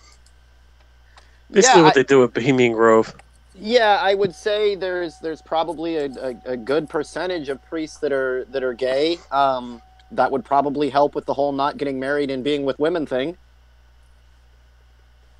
Oh yeah, but I mean, and this isn't something that's part of like biblical tradition, right? This is something that the church just made up out of nowhere. Right. That's right. Yeah. Yeah. There's this whole tradition that we see behind the Catholic Church. This has nothing to do with the believers in the Catholic religion, but look, it's made up. The Pope isn't mentioned not once in the Bible. Yeah, that's true. But in regards to the whole popes being gay thing, it's not really a problem that they're gay. It's a problem that they're involved in their religion and they're gay, because their religion is against it. I think that's more of a problem for them than it is to me. If a priest Right, wants right. wants to buy a of age male prostitute, then that is really up to him. Oh yeah, no, I agree with that, but it's just ironic that 4 out of 5, according Yeah. to the statistics. I would say that if we lived in a world where you spoke the truth, where the truth was really spoken, I think a lot of priests probably were gay throughout history. Oh yeah, more than likely because they're all completely isolated from women. Yeah, and I know even in some of the ancient world, in some of the monkhoods, the rate of STDs inside of these parishes are extremely high, and the only way for that to happen is if the priests inside are having sex. There's no real way to get around it. And that's just, I mean, when they dig up people's bones, they can see the STDs that you had. Several of them are kept in your soft tissue or your bones, and it seems to be pretty common. And I don't say that as being weird, in that it's part of the human condition. Well, I think the other reason they brought it in was because that's typically the techniques of manipulation and control to get these people into power, and you have all this over them. It's like, oh, you're a homosexual, oh, you're a pedophile, and all these incidences that they can use against you. To me, that's why they brought that into the church, because it's the same thing they do in politics. Yeah, so I mean, even a lot of these ceremonies and stuff that go on, the ceremony isn't all that important. It's just that they now have that over you, that you were there, that you were involved. It's like everybody taking a shot at a body, so you're all guilty. Yeah, that's true. That's why they did it at Bohemian Grove with Paul Benassi, and they did that whole snuff film and everything. Because if you're watching it, you're all guilty. Yeah, I know. Goodness, it was. I want to say Twisted Sister. Oh fuck! I'm gonna have to I'll have to go and actually look up what it was. It's one of the it was one of those rock bands and kind of that genre, who had went to a snuff film or a party that had this going on. He was the guy from Scorpions. I think Yeah, the bass guy. the guy from. You're right. And he talked about it, and then he kind of talked about. He said there were celebrities and important people that were there, and then it just went away. And the only reason it got out at all is that it was like just an interview, like he was walking down a hallway and started talking about it. It was obviously like wearing on him, and started talking about it, TMZ style. And then he said it was a joke. Yeah. Yeah, and then it just boom immediately went away. No follow-up questions. Nobody, no nothing. And I don't think he's ever talked about it on camera since then. You don't see him at all. It's like, for that reason, you got loose lips, can't be giving up the secrets. Oh yeah, I'm sure he was threatened. Corey Feldman, man, I'm sure he was like, that's the way it is. Like, they will threaten you. People that have spoken out immediately are shut down, ostracized, called liars on corporate media on purpose to discredit them. Well, he talked about how much it cost. I think it was like $100,000. I mean, he went on and on. I mean, it was.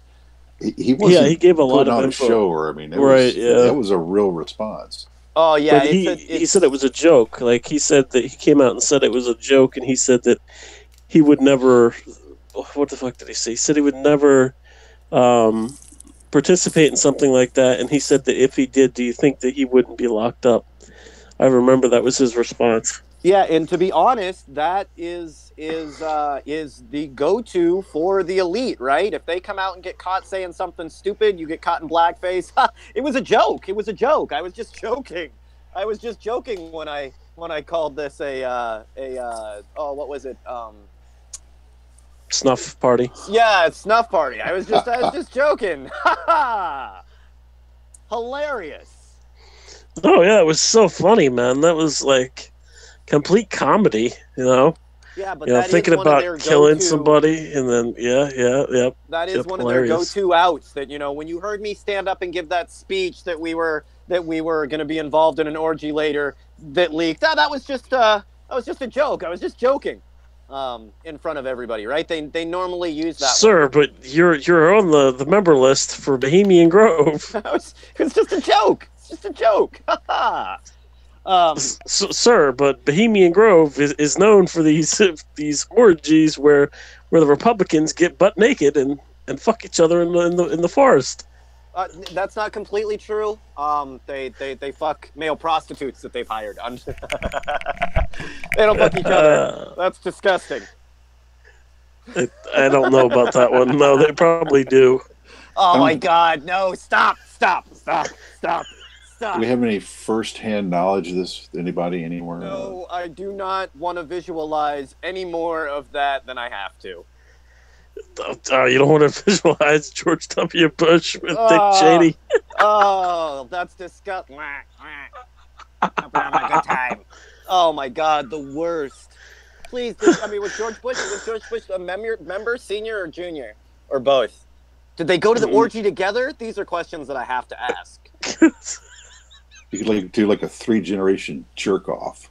Oh, it's gross because like George, I don't know about Junior, but George Bush Senior was creepy as fuck, right? He like when they would go to bars and when they would go to restaurants in Texas, their guys would come in about a day before, right? And he would their like people would pick out the women, right? The waitresses that he would be fondling that evening. Right, and if they weren't willing, he didn't fondle waitresses. He fondled little boys. Well, I mean, the Second Mile. At these ones, he was fondling. I only got to talk to the waitresses. At these places, he was fondling the waitresses, and I mean, he would go. You know what I mean? He would the things that the girls would be asked, the things that they would be okay with or not okay with, and as long as they were fine with him putting his hand up their skirt and taking a little feel, they were all good. Blondes, he definitely was into blondes. Couldn't be more than 25 years old. Wow. But that's firsthand, you know what I mean? There is no reason for any of these people to lie to us. You know, those were firsthand accounts of dealing with George Bush Sr. Well, I can only imagine that. It just seems creepy as fuck. Are you guys going to dinner later? I hope. Did you get me the blonde? Ew. It's hoping for a steak and a little touchy-feely. For when I talked to a investigator in New York, who I'm not going to say who it is, but yeah, I didn't use any names, but I'm not going to use any names either. They said that Second Mile was used by a tri-state pedo ring, and anybody who donated to not anybody. Most influential high bid donors to Second Mile were involved in it. Second Mile was ran by Jeffrey Sandusky, and George H.W. Bush was one of the big donors to Second Mile. Just little fun facts. Yeah, I believe it. I mean, it's all one of these things, like when you see the people that all around them recently, mostly because of the Me Too movement, have been caught up in these, like, you know, prostitution and you know, molestation and pedophilia, right? It's weird that they're always around. Well, Bush was caught up in it too. He was caught up in it before he died. Oh yeah, I believe it. I mean, just in knowing what I know from, these are firsthand accounts, right? Just what I know from the people that have had to deal with them, I would not be surprised at all. Oh yeah. But the whole thing about... God, that would be creepy. And everybody wears, like, all of these weird masks, so they're not able to tell who each other is. But, like, you wouldn't be able to tell Bill Clinton and fucking George Bush whether they were wearing a mask or not. Like, there's no way they would be able to come into a party and you wouldn't know it was them. Like I said, even if they were wearing a mask. They're going to be little boys. Hey, are you George Bush? I couldn't tell ya. Wouldn't be prudent. It's you. I knew it was. What's the deal with the Iranian thing? Oh, Jesus. $5 asked where $5 says that fucking Clinton asked where the white women at. I guarantee it.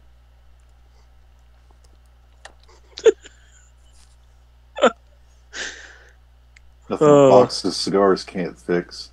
Oh yeah. Fucking Canova doing handstands, the fucking keg stands in the corner. Box of cigars. We're talking about Bill Clinton, right? That's cocaine. Yeah. No, he was No. he hit Lewinsky with a cigar, which I'm gonna say is not only kind of gross but unsanitary. And before the end of the Cuban embargo, which is like, you know how much those cigars cost? Was he even supposed to have them if they were Cuban? No, contraband. I would have been going to prison for a very long time, and he's over here dipping them into fucking interns. Whoops. Executive privilege. God, I love it. Executive privilege. You just love this government, what they do. They just assume these things. It's like, why do you get to do all these criminal activities? Oh, well, how do you executive privilege? Oh, yeah. Okay. Hey, he had a reason. How do you tell if you're abusing power or just having normal sexual relations with the people that you work with? Well, normally if you're dipping a illegal cigar into an intern, it's an abuse of power. Just throwing it out there. It's probably not normal activities. Yeah, that's normally not how it's done, man.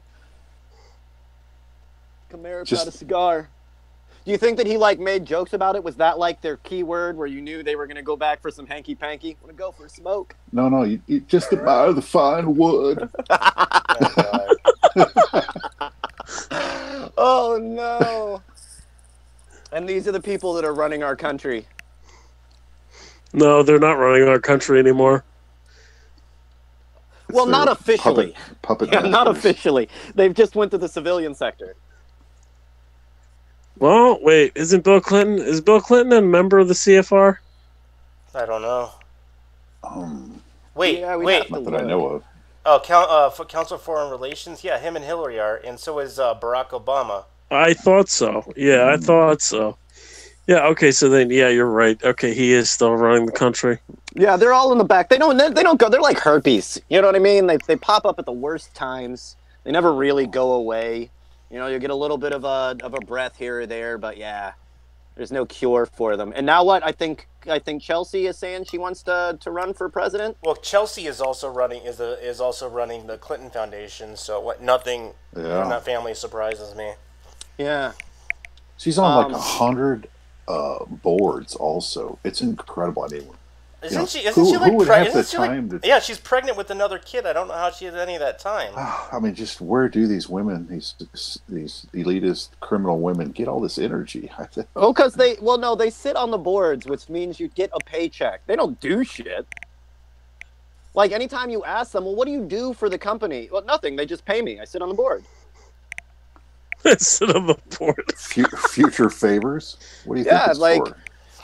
Yeah, that's their only reason for being there is to collect money. They're part of organizations that they're it's like the Clinton Foundation. Find me a person that the Clinton Foundation has helped. Y'all have taken in $2.2 billion. Find me one person that you've ever helped. Well, themselves. It's a slush fund for grifters. In case people haven't figured that out. I sit on the board. I get money for that. I mean, that's all you're. Yeah, you use fancy corporate language. It's like you're not some schmuck and a grifter. I'm an executive on a board. Come on. That's $1 million right there. Right there. Yeah. And tax free. It's a non-profit and I don't pay taxes. That's a twofer. Shit, they pay me tax money. They pay me taxpayer money to sit on this board. Yeah, it's how criminals cover up their tracks, make it all look right, make them look benevolent. I mean, like say the Rockefeller Center. It's like, hey, if you're a scumbag banker and you've stolen everything from America, you could afford a building for the arts and make yourself look good, right?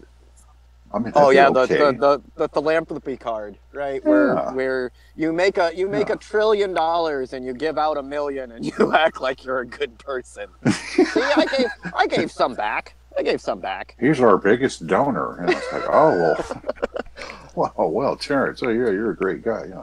I built a library. You built a library for your own private school. That doesn't count. It's all about them. You know, I mean, that's what, you know what's common about us. It's all about them, all of the time. That's the deal. I've never been there. I want to go to the George Bush Jr. Presidential Library just to see what he counts as his accomplishment. Let's see, falsely jumping out of that P-51 or whatever he was flying, right next to the submarine. And we can start there. The beginning of his career. Yeah. Let's start there. It should have been a sign. He got hit by his own plane. Fucked up eject. Telling the American people that Iraq had WMDs. Accomplishment. Yeah, but that's normally not one that you put at your, like, I want to know what the Bush administration feels that their win was. You know what I mean? Like, you've got that one That thing. is definitely a win. That's definitely a win. Got into Iraq, went to Afghanistan. I think it's I think it's probably when you go in there, it's just like the Halliburton logo and one, like, piece of glass, and then the Boeing logo and another piece of glass. No actual... A lot of coffee cups from all the big corps, United Technologies, a Texas pen. Instruments, it's just, we need some military industrial contractors. They're the guys that run the country now. Just the swag that you get when on the way out. Well, if you're the Clintons, yeah, I mean, you can be a total scumbag and steal shit out of the White House. You're such a piece of shit that you'll steal stuff out of the White House when you could buy better stuff, maybe, yourself. But now you want to steal. You're just a criminal. You can't help yourself. Just put it in a... I would get in so much trouble if when I quit a job or when my contract was over, if I started walking out with, like, historical relics. Oh, the Constitution. Oh, sorry, that wasn't mine. I'm sorry.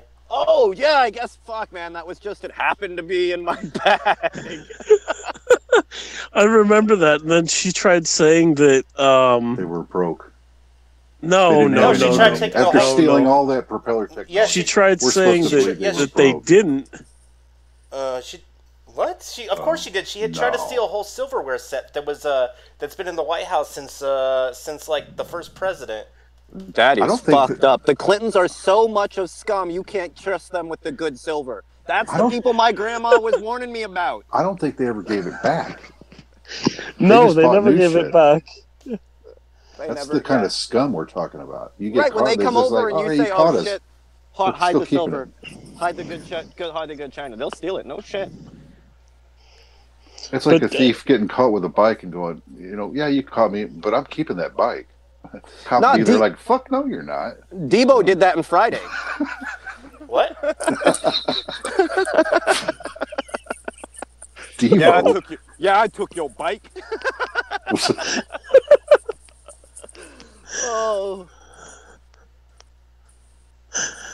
Oh, shit. Stole the silver. You shouldn't be allowed back in the White House after stealing the presidential silver. Oh, no, she's trying to run again so she can steal more shit. Yeah, it's just a continuing test to see what they can get away with. Didn't they steal they a get couch? away with it all. The whole bureaucracy is maybe set up to... They stole a couch, probably a rug. No, I remember it was something big that they stole. It was either a table or a couch, and it was just like... They had that other guy that went into the archives and actually stole documents. Was it Vince Foster? Who was it? It was, fuck, what's his name? Yeah, I mean, nobody gets in trouble. Well, I mean, some of it, like, with here, even in relics that were in Iraq, in Afghanistan, ancient relics, I'm sure certain White House relics are worth quite a bit in the same way, but on the black market, so much of the world's, history gets traded and we never get to see it. All in the black market. If you think that the secondary market is evil, pull back the curtain on that, on the relics market, on the historical market. It's insanity. Yeah. And then if they start getting in trouble to it, they give it to whatever country that they are part of, the leadership of that country, and walk away. It's how you end up with Tutankhamun in England, and you can't get him back. In Obelisk in New York and all the rest of it. Yeah. And the Egyptians have asked for their shit back like plenty of times, and it's always a no. Well, it was taken when we were exploring the world. All right, well, now that you're done with that, can we have our shit back? No. Sandy Berger, that was his name. Yeah, that's funny. I couldn't remember his name, and I was like, what the fuck is his name? Wow. What the fuck is his name? Found it. Yeah, just walk in and walk out. Yeah, he stuffed documents in his socks. Because that's what good guys do, right? I mean, that's... But you want to know something funny about that? Yeah. There was Vince Foster documents that vanished, and nobody could figure out when they were taken, and that's probably when they were taken. And the Vince Foster documents actually show, because there was a copy that was released online right before the 2016 election. There was a copy released online, and it shows that there was 2 bullet wounds in Vince Foster. One was in his head, and the other was in his neck. What? So obviously he didn't kill himself. Yeah. Well, obviously he had to take a second shot. Yeah, he shot himself in the neck first, and then he shot himself in the head. Yeah. Yeah, there was two bullet wounds. That was on Vince Foster. That's what these documents showed, and the documents were actually stolen from the National Library, and they don't know when they were stolen. But I mean, put 2 and 2 together, it was probably with Sandy Berger when he stuffed his socks with documents and walked out. And he never got in trouble for that. No, and even the people there, it's like I think I remember the reports, right? It's like he looked suspicious. They thought he looked suspicious as he left. Well, why the fuck aren't you going to get him? Why do you let him leave? That's what I mean. This whole bureaucracy just puts up with all this. And the documents are lost. You mean you thought he was suspicious because he had documents just kind of poking out his socks, like? Yeah, like you don't, and it's not even like we don't know where they are. Like who walked out with them. Just go ask him. Right. Yeah, like go to his house, like he stole something. Right. Yeah, that's the other big thing. He was probably on camera, unless he turned the cameras off. Oh yeah, you turned off the security system at the White House. Yeah, right. No, this is the National Library. This was the National Library of Congress or something. Yeah. But I would imagine if they wanted to find you. Remember, we were at the beginning of the show. They got a satellite that can read the cigarette, the letters off of a cigarette container, but you can't. And you're monitoring all the time, but you don't know where these documents went. Sure. Yeah, that's another big, huge thing about. I think it was Craig Murray who said that he met with the leaker for WikiLeaks and said that he doubts highly that he wasn't watched when he made the exchange. Well, he thinks he was watched, or he wasn't being watched? He says he highly doubts that he wasn't watched. Yeah. Okay, because he says a possibility so he realizes that there's a chance that he was. Well, right. You look at it in the digital world. It's one of those things where it's like of course you were watched. It's just whether that they push the button to find the ATM cameras in that area, or like they have access to all of the information already there. Of course you were watched and recorded, constantly in your life. If they want to find that information, they can. They don't want to. Oh yeah, well that's the thing that Craig Murray was saying that basically he highly doubts that he wasn't watched, and that if they really wanted to know the truth, they already know the truth. It wasn't Russia. That's what he said. Well, this is all part of the theater and the facade of this whole thing. It's to cover up what goes on all the time, which is their thievery. That has to continue. You need these side shows and clown shows to cover up the stealing that is going on all the time. Well, speaking of that,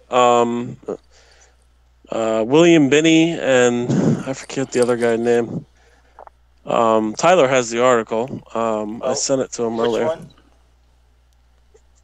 The article on the DNC hack not being a hack. Hold on. It was brand new this week. Yeah. Yeah, the data rate was too high to be over. They're pretty sure it's like a local download. Yeah. Oh yeah, but they said something new today. They said that something about FAT32. I just can't remember it off the top of my head. Oh, wow, this is a pretty lengthy, beefy article. I have the link. Hold on. So what the I don't understand what the formatting has to do with it. Because it shows that it wasn't removed by a hack. It shows it was removed by a USB drive. I think that's what they're trying to say. Okay. Well, that makes. I mean, that makes sense. It was never like, in reality, shown to be a hack to begin with. It's always been a leak. There's such a difference between the two. A leak is that somebody downloaded it, and I mean, one of the people that you were berating and fired downloaded it and gave it to WikiLeaks. So where did this other angle of this was this Romanian hacker Guccifer and all that? So where does that come in? Why? That was just whoever made the Guccifer 2.0 was just a copycat of the original Guccifer, because the original Guccifer was arrested. So that was just a side story diversion. Yeah. Because. Well, I thought they were just using. I thought they were just were just using his name. Yeah, that's what it seemed like too. But the original Guccifer, interestingly enough, during the 2016 election, he said that Guccifer 2.0 was a fake, and said that it was a psyop operation. And it was weird for him to say this, since he's in prison and he's taking a phone call interview, and he's saying that on the way over to the prison, he said that one of the handlers was kind of telling him that they're going to use his name for a psyop operation, which sounds kind of weird. But in the same regard, I mean, he's in prison. How the fuck does he know what's going on in the U.S.? Yeah, I mean, he's in a Romanian prison. That was the same thing that I was saying about Dark Overlord, that they use these as psyops. Again, using another group's name. It had all of the earmarks of a government psyop for whatever their goals were. There's a good chance that most of the information you get, loose lips sinks ships. And people will say things not realizing that they're giving you way more information than they think. Yeah, no, that's somebody definitely true. Says something on the way by, just kind of, hey, you'll be seeing your news soon, your name soon, or something stupid like that, and then you see in the news your name being used in the in an operation. Well, you pretty much know it's a psyop. Well, yeah, or anything like those. It's bizarre. They could have used anything like Astra, or they could have used Astra was a more popular hacker than Guccifer. They got to get the script kiddies on board. So the people that aren't, that are plugged into info a couple of levels down, they'll use famous hackers' names, people's, influential people's names, and then you don't realize that you're not getting it through the real person. You kind of heard through who Guccifer was. So when you saw the post that this happened or that happened, you were all over it and reposted it, not realizing the real dude's in jail. You weren't privy to that information, unfortunately. Yeah. No, yeah, that's really what it seems like, too. It seems like that's why they used Guccifer 2.0, because Guccifer was the original hacker who went after the elites. And interestingly enough, there was a post by Guccifer 2.0 where he mentions Illuminati. So it's just kind of like, it just kind of screams like it's a psyop by the government. That's my first thought on it. If it walks like a duck, sounds like quacks like a duck. It's a duck. No, I remember, this is the most bizarre thing. I remember a week before the Guccifer 2.0 website was coming around, I remember there was a bunch of links that were getting thrown around in a chat room, and I came across this same information that was in the Guccifer 2.0 shit. So I think that this was probably a leak, and it was probably they leaked it out to whatever outlet they could and seen what kind of reaction they would get before they made it public.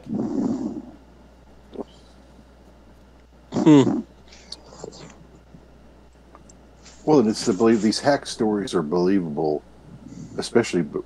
I mean, it takes so long to get the truth out that, okay, it was internal and done on some USB, but you can use that hacker story for, what, 5 years, 7 years?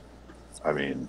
Oh, and I mean, it's their excuse a lot of times for anything that doesn't go their way, right? Look at Sony in North Korea. I mean, remember that one? Yeah. Remember the impossible hack? Like, oh yeah, North Korea hacked Sony with its slow-ass internet that hackers completely took out. Yeah, none of remember they hacked us with computer. Not computers, computer, just the one. I don't know. If you've ever tried to access like a North Korean website, it literally takes you upwards of around 5 minutes to load a basic one of their websites. Well, there isn't like for the normal community, there is no internet. Most people don't have computers, laptops, phones, any of that stuff. In fact, one of the biggest things that we've seen getting smuggled in and out of North Korea are cell phones and American style sitcoms and on USB sticks. That's popular on USB sticks. But yeah, on one of the biggest things that people smuggle in are cell phones. So you don't get to like have your computer at your place. Nobody sells them or anything. You go to like these government library facilities, and there will be a line of people waiting to log on and use the computer, and then that's monitored. So the websites that you see are made exactly that way. Yeah, I mean, there's a public listing on Wikipedia of all the websites that the DPRK has, and it's less than 20 now. You know, so they're really, I don't know. Yeah, they used to be pretty basic, but I think the only one that's ever used any kind of like JavaScript was the airlines website they got going up there. I mean, what a case study. I mean, it's like, man, you have like a whole country that's like off grid. Well, yeah, I mean, a lot of their websites are just coded in just basic HTML. And those were the guys who somehow hacked into. No, they did. Lazarus. If you know anything about Lazarus, and I do know quite a bit about them, they are North Korea's their hacker force, and what they did is they did the Bank of Bangladesh hack, but it was instigated by the hack was originally started by a phishing attack from the Central Bank of Bangladesh, and a lot of good timing and knowing when things are going to happen internationally. It was definitely done by more than one person, but yeah, I mean, they do have some really good hackers in North Korea, but I'm not doubting that. I'm doubting the data transfer of all those files from Sony across to North Korea without being detected in any type of way. For one, well, they might have not been connected like a normal wired connection. They could have been using a satellite. Even then, the speeds, and I mean, like, okay, you can't. It's not like you would be able to just connect to a server outside. We monitor every single 1 and 0 that leaves North Korea. Yeah, every single one. So I mean, to be able to pull off a hack where you've literally got like one line of communication out, that's not really logical. Yeah, and plus, I remember when the Sony hack came out that they were hacked by North Korea. There was nothing ever was documented about what was hacked at all. Right, and then the DEF CON owner came out and said that it was bullshit. Yeah. Yeah. Yeah, I remember it all. Most of the hacks that North Korea does is financial, like when they hijacked BitThumb, and they stole like $100 million in Bitcoin. And another time when they did the bank heist in China, that hack, the North Korea does, basically all the hacks that they do is to further, it's just to steal money. Right. Now, do you know that the Sony hack was found to be by North Korea by CrowdStrike? So it has no meaning at all. Well, CrowdStrike was the same one that found the DNC hack was by Russia. That's what I'm trying to point out. Yeah. I'm trying to say that this firm is basically bullshit. Yeah, that they just, whoever you tell them you want to be to point the finger at, they'll come out and say it. Yeah, that's what it seems like. And also, CrowdStrike said that Russia was in the Ukraine, or no, what was it? Russia hacked an app in the Ukraine, and the whole story turned out to be bullshit. They got called out on it, and then they retracted the story. Well, how can they do a legit article if they don't have access to the data? Like they're just putting out fucking bullshit. Yeah, right, I mean they do that a lot, right? They'll have scientists come out and say, "Hey, smoking's good for you. Should probably smoke at least a pack a day." Well, right? They come out and say that shit all the time. Well, you remember that the smoking lobby, the tobacco industry lobbied scientists the same as Monsanto lobbied scientists. This goes back. Yeah, like and now decades. It's just like they'll take these firms, and if you pay, they'll have a guy in a suit come out and say whatever you want. Right? Yeah. Yeah, it doesn't cost that much. Not when you're stealing billions. I mean, $1 million for this guy and $1 million over here to get things you want. Yeah, what's another $1 million? That's pretty cheap. It is. Oh yeah, in comparison, honestly, it is pretty cheap. Why did they have an IP that matched a Russian IP and the IP and is that what they're basing it on? Because that can be spoofed easily, Oh yeah, that could be easily spoofed with a VPN. I mean, or a proxy. I mean, shit. And there's also more unconventional ways of spoofing your IP.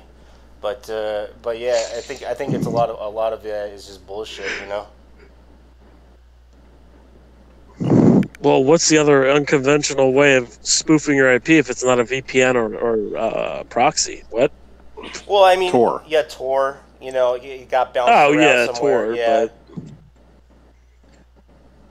But I guess if you ran a Tor node and it was somehow in Russia. You know what? There actually used to be, like, I used to use it, but I'm not sure if it's up anymore. Well, I know just with Russia and social media and networking. So Russia is pretty much banning Facebook now.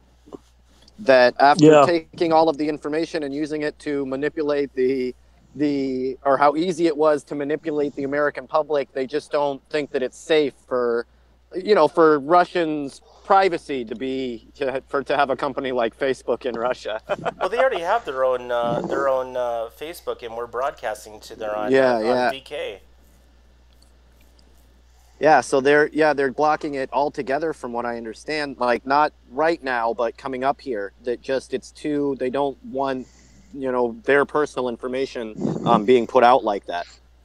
Well, speaking of Russia, they're actually talking about shutting down their internet for cyber war games. Yeah. But from what I've gathered from talking to other people, they've said that Russia is working towards detaching itself from the World Wide Web and creating its own internet. So is China, and so is India. Yeah, and I know India has some satellites going out that'll give out free internet, I think, to the world, if I'm not mistaken. But yeah, that seems like it's pretty normal to me. As these countries come fully into the modern world, why wouldn't they? There's the idea that America was going to control the internet forever, I think, was kind of silly. Yeah, but if they detach the internet, that would mean the internet would be separate in each country, and that would stifle the freedom of information. Oh, definitely. But when you Whoa. think that Whoa. You disconnect from our surveillance at the same yeah, time. see, I think that's what they're trying to get away from. Yeah. Yeah, like, but then at that point, you can pretty much turn it off at the spigot, and the U.S. can no longer monitor your people's information. Can no longer control anything that they used to have control over. Remember, it's still the game that if you don't do what we say, we turn off your communications. Step one. Right. Yeah. The reason that North Korea doesn't have internet and phone is not because the resources aren't there. It's not because they couldn't have it. Is because we don't allow it. That's part of the sanctions. No communication. No communication. Actually, the North Koreans, I think last year, they were letting them have iPhones, but they were only allowed to like call on them or something like that. They didn't. Well, have I thought any they could. They were network access. iPhones, but they were the Chinese iPhones. Something they're like allowed that, to yeah. have. They're allowed to have Android iPhones and Androids, but only the Chinese models. Which Vietnam does something similar to. That doesn't let you connect to everything you'd like to connect to. Yeah, from what I heard, they also had their own social network or social media in North Korea. I just don't remember what the hell it was called. It can't be too popular. I was going to say maybe probably Unet. I don't know. Remember that one kid hacked it? He was like 15 or something, and he got into the administrative access. What did he find? I mean, nothing. Probably It's North nothing. Korea. Yeah, it's North Korea. It's North Korea. We're starving here. I think You need email confirmation. I think what he found was content filtering and censoring abilities, but that was about it. Yeah. It wasn't even like a That's real not hack. really surprising. It It's really North wasn't even a Korea. hack. The kid said he guessed the password. Guess the password. I mean, I could guess the password. Kim Jong Un is awesome. Is great. Yeah, that'd be a short word list to have to go through to get that one. Is God maybe? I mean, I'd go with that with my third guess. Because I'm sure he'd Supreme think. leader. Yeah, he'd think. Oh, God's overused. I'm awesome. Supreme Leader. That's probably what the password was. Supreme Leader. Or what was no. What's the basketball player he's Dennis friends Rodman. with? Oh, yeah, come on. Rodman. $5 says it was Dennis Rodman. Dennis Rodman. Nobody'd figure that out. Oh yeah, nah. Yellow hair, 1, 2, 3, 4. They'll never guess. You ever see that picture where he's like at a desk on this airstrip watching this missile take off? I mean, it's really yeah. It's a weird corporate military industrial complex type photo. I mean, like, No, my favorite is there was a propaganda piece that North Korea put out, these pamphlets, and they were invading California, and they had 3 or 4 hovercraft invasion little craft things, right? And they only really have 2 of them, so they photoshopped the other 3 or 2 in there, right? And there was a couple of things that I laughed at. First of all, you only have 2, so you had to Photoshop the other ones in. And second of all, you think that you were going to take California with 4 hovercrafts? hey, I mean, maybe they got us figured for a bunch of saps, which we are, and the time's right. I mean, come on. LAX has got the 3rd largest military in the world, right? If you count the LAX police department, right, and all the immigration guys and all of that crap, it's the 3rd largest army in the world, and you're gonna take them with 100 dudes and 4 hovercraft. Some bad dudes, man. Okay, yeah, I would say have you seen their training videos? They're breaking bricks and boards and all sorts of crazy shit. Maybe they got 100 Terminators already, and they're gonna use the machines against this. Wind up Terminators. We're behind the curve, and they're gonna take us with 100 AI bots. They'll probably undo us with K-pop, to be honest. Oh God, I can't stand that shit. They're actually I didn't watch the Super Bowl. Did they play? I heard they had was there a K-pop band at the Super Bowl? I It don't was know. some lame shit. It's Maroon 5 or whatever. It's really bad. I missed it, so I didn't get to see Maroon 5. I mean, I don't watch that because I want to see the Illuminati halftime shows. I mean, I actually get something out of that. It's like, oh, hey, new symbology or whatever. You know. Well, yeah, Maybe I'll learn something, but this one was lame. Now, man. granted, I I mean, was a teenager, you know, but I've no more Janet Jackson boob, and that was really what I was watching the halftime show for. yeah. Ever since that happened, I really only watched to hope for another Janet Jackson nip slip and no love. Now they do it on purpose, and it's just not the same. It was kind of like it was sexy when it was accidental. Well, this guy took his shirt off, but it's a guy taking his shirt off. Yeah, again, I'm not really. I can do that. Jeez, if I wanted to see a bunch of dudes with their shirts off, I went to fucking Bohemian Grove. We've been over this before.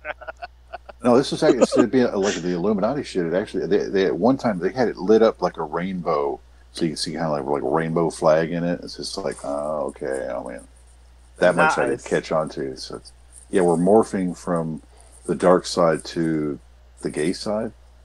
I don't.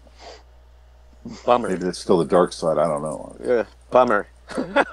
Like I'm fine with it. Like I'm fine with it being the gay side. That's better than the dark side for sure. But I have a feeling you guys are still the dark side.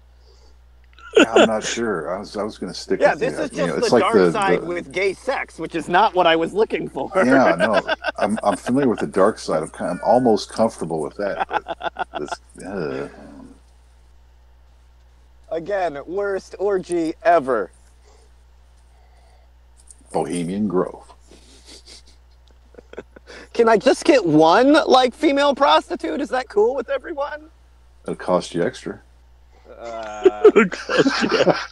Hey, normally I would. Hillary Clinton said absolutely not. We got all these Absolutely little boys not. everywhere, and they're a dime a dozen. You want an actual female? Holy crap. Yeah, I was hoping, and no, like, underage virgins. I'm really looking for a prostitute that knows what the fuck she's doing. Something body legal. That's really really, I don't think we're interested in the same thing at all. You guys are hanging out with the same psychopaths that were telling me about all the virgins in heaven. They all hang together, the same religious crowds. You gotta watch those guys with the beards. Yeah, I don't Just like trust... Gaddafi said. He said, watch the bearded ones, okay? Yeah, I don't trust the guys. I don't trust the pointed beards. Unless you're Amish or a wizard, I don't trust you. Sure, wizard. Like, every once in a while, you'll see a guy, like, you know what I mean? Norwegian dude with the pointed beard. You'll ask him, you're a wizard? Yep. All right. Because that was it. He was either a wizard or he was going to tell you some crazy religious shit. Let me guess. You're obsessed with virgins. Like, I was a teenager once. That was not fun. Well, I mean, it was fun, but not compared to what you know what's up now. Hey, just be thankful you grew up in the old days, Terrence, when when little boys were little boys and they didn't have to worry about the old men, I mean. Yeah. When sheep and goats were still safe, things have changed, man. Y'all are doing everything but what you're supposed to. Sheep and goats were safe. Oh God, it's strange, man. It's 2019. You forgot horses. I mean, shit. Gay. I mean, look at what you have to do to push the envelope now. Being gay is not enough. Bisexual, well, hey, that's getting old too. And killing little kids. Oh, fuck, that's been doing that for thousands of years now. Yeah, that's so 1900. I mean, what do you do in 2019 to stand out? You got to do some evil shit, to be honest with you. Like, you're running out of acceptable evil shit to do now. Like, even the people that normally were on board were all like, look, too much, Clinton, yeah, too much, like, Hillary, really, too much. The New World Order, fuck, we really got to go there? God. Armageddon, really? Oh, God. Or just you got a couple of young guys that got in there and were all like, we were looking over the numbers, and y'all want to destroy the world and hide in this, like, cave somewhere, and there's nothing but underage boys and old men here. And that's really not going to work out for the future of the planet. Like, the plan was to nuke the world and we would all hang out in the caves that you made, but you're 98% men and you've only invited underage boys. Not going to work out for me. Or just like, yeah, it just seems like, I've always been under the impression when they say that we're going to nuclear war, everybody just act like it's the apocalypse, right? We'll fucking weld some spikes to stuff, drive in front of the cave every once in a while. They'll all run in there, lock the door, and they're not coming out again for another like 200 years. Boom, sorted. We can go on with our lives. Because I know they want to kill like most of the population, but I have a sneaking suspicion if we just kill them, a lot of this shit will end. Like when they're like, oh, well, we want to kill a third of the planet. You just need to be like, well, we went over it, and we reckon it's just easier to kill you 500 people. That's a third. Not even close. Like, just these 500 assholes, and he would be golden. You might actually be able to get to the next planet or the next star, but with these assholes, we're not going anywhere, man. Nah. I've always been into the not thing. getting off this. Yeah, and we've people are opted like, to kill a third of fleets. Yeah, I'm not down with violence and all of that stuff, and I don't think it makes creates the right statement. You know, the guillotines or hanging or any of that shit. I just don't think it makes the right statement. We need to collect these fucks up and launch them into the sun. You see what happens when you fuck around with us? Right? Like, you do some real deal evil. I will launch your ass into the fucking sun. You want to do some sun worship? You got it, man. It's the first class trip. Yeah. This sunburn you'll never forget. Yeah, enjoy the ride. If you figure out... Give me a one-way trip. We don't have to worry about bringing you back. Don't worry.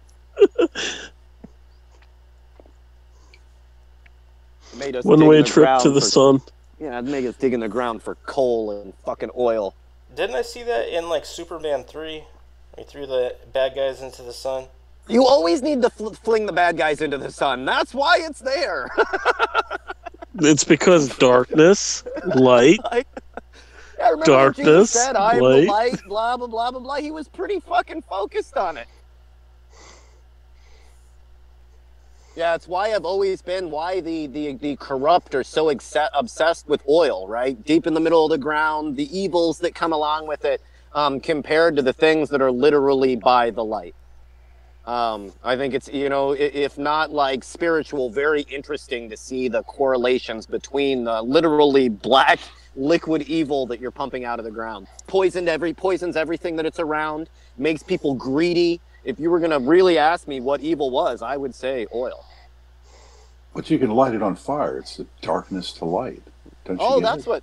Yeah, because if there's one thing that says goodness, it's fire. That's how they describe the pits of hell.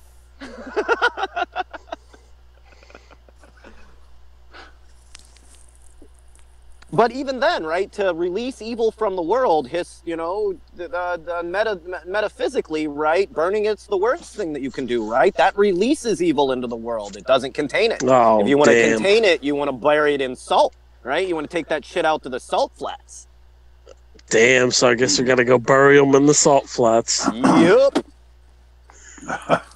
But yeah, if you have a problem with demon possession, burning it is not the correct way to get rid of it.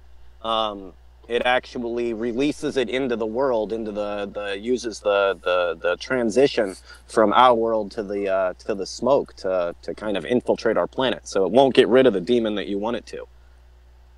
Just saying.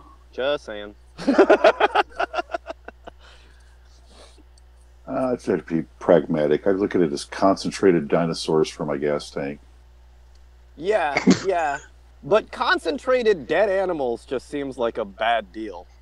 It doesn't look like... Concentrated death has never been... been the way that you want to go.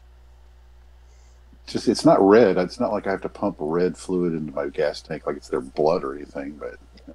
Yeah, that may have been something that we should have considered, was maybe making it red so it really looks like the blood of the people that it was put into.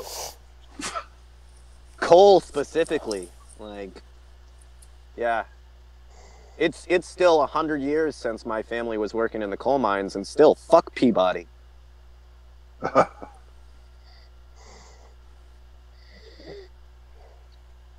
I guess not really 100 years, 60 years. Since the last one of us made it out of the mines. Peabody did some other things. So they had mines, because we had some Peabody equipment. I forget what that stuff was for, but... Oh, I'm sure it was mining equipment, like heavy moving equipment. Yeah, they did coal mining, and then, you know, they were the ones that really, when people were coming down, you're really pushing, hey, we're dying of black lung, you know, they were the ones that bought off all the politicians to not only... deny black lung, but then also make it so that the companies and the insurance companies don't have to pay you for it, don't have to cover any of it. When they shut down these mines, because they were in, and I'm quoting, you know, putting up the quotes, in bankruptcy, they were able to walk away with everybody's retirement. Wow. Fill their pockets and walk away from the towns, leaving us high and fucking dry. It's always about stealing the money, man. Yeah. In this case, It always comes back to that. They walked away with, I mean, billions of dollars. And then, you know, when you came and said, hey, you know, you killed off every male in my family, you know, from the mining conditions, right? You know, they wasn't enough that they could just deny it. You know, it was illegal for you to bring it up. You can't get insurance coverage, any of that stuff. It's pre-existing condition. You got black lung. Sorry, man.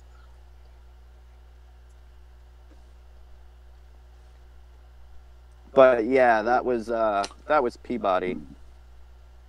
That was when I told my grandma that we were going up to Standing Rock, and kind of the things that were going on, and the rubber bullets, and she was dealing with dementia at the time and all of that. And I'm trying to explain, you know, what we were doing, and she was like, "Oh, you're going to a protest?" I was like, "Yeah, they gassed us and they're using rubber bullets." And she was all like, "Yeah, they used to use real bullets when we were doing it."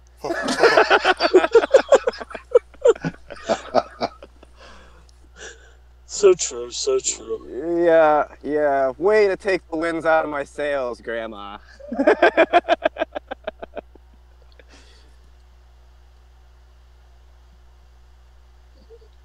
Yeah, she was. I remember when we were leaving, she had given me a bunch of, you know, because she was old school. But yeah, when I was driving out of the thing, she gave me like a modest handful of 338 rounds and 6 or 7 whiskey bottles to take with me. I didn't take them with me. But as any good grandmother would, like, here's some ammunition and some bottles to make Molotov cocktails. Have fun.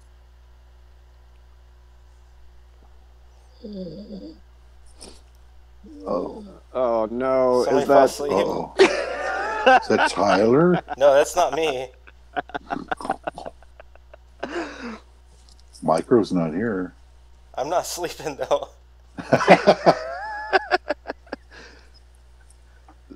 So yeah, well, how much time? We haven't answered any questions or conversations. Our or viewership is anything. like nothing today. Like I don't know what happened. Oh, did you see? Well, I mean, some of it. Did you see my post? I'll send you guys the link to do it. But did you see my post on the shadow banning on Twitter? No. So I've got a little link that'll let you check to see if you're being shadow banned, like actively being shadow banned. And ours was. Yeah, shadow. Ours is. Yeah, I know that website. Yeah. Yeah, and ours is just all red boxes. So search ban, name, I mean, everything that they can ban us for, it's banned at the moment. So yeah, I checked mine, I checked the page here, and like 2 or 3 of the other anonymous pages. There was a couple of people, and I'm not like throwing anybody's under the bus, but there's a couple of people that are always complaining about censorship and all of that stuff. And I kind of wrote them. And we're all like, oh, hey, check out this link, and we'll see if you're being, we'll see you're banned, and then you can, post it, show everybody what's going on. Yeah, and it came back, and they were just all green boxes. So then, and I had already written them, so then I was all like, oh, well, good news, you're not getting shadow banned. Nobody gives a fuck about what you're saying. You're allowed to talk freely, and those are the ones that was always, we always post that if you're not being censored, you're doing something wrong. And I felt like kind of a dick after sending it to them, but I I was sure that they were being censored before I sent them the, you know what I mean, the message. Like now it's kind of like a badge of honor, you know, when you get it back and they're censoring, you're like, yeah, fuck them. That's what I thought. You know, like what we're saying. But if you come back and it's all greens, you kind of feel bad, like you're not doing something right. It's that cyber street cred, you know. You got to. Yeah, exactly. That badge of honor you're talking about. How many sites you've been banned off of? How many accounts you've lost? If you're using 2 different accounts, you know, breaking the TOS rules. Yeah, getting on a page, you know, something that you know that they've taken down and commenting on it that you can't stop us. Yeah, that's always fun. The times that like the once a week that Jeff Olstein or Joel Olstein and Cephalo Dollar banned me from their Twitter account. And I'm on there right away again. Did you see the stop sending me that thing? No. We put the picture of Jeff or Joel Olstein next to the Joker because he's wearing this like purple shirt, and fuck, their smiles look so much alike. And he comments back on there, fucking quit sending me this. And we commented back, no.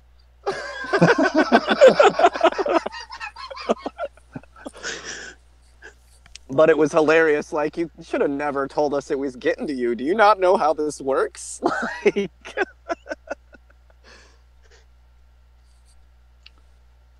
you got to watch these people, man. I mean, if anybody got extra money, it's Creflo and freaking Joel Olstein, man. They can send some bad guys after you. You don't make fun of their prosperity gospel in their churches, man. I can only imagine being stood over by prosperity Bible preachers. You know what? I think I'll be just fine. We heard you talking shit about Cephalo Dollar. I heard you give me your fucking shoes.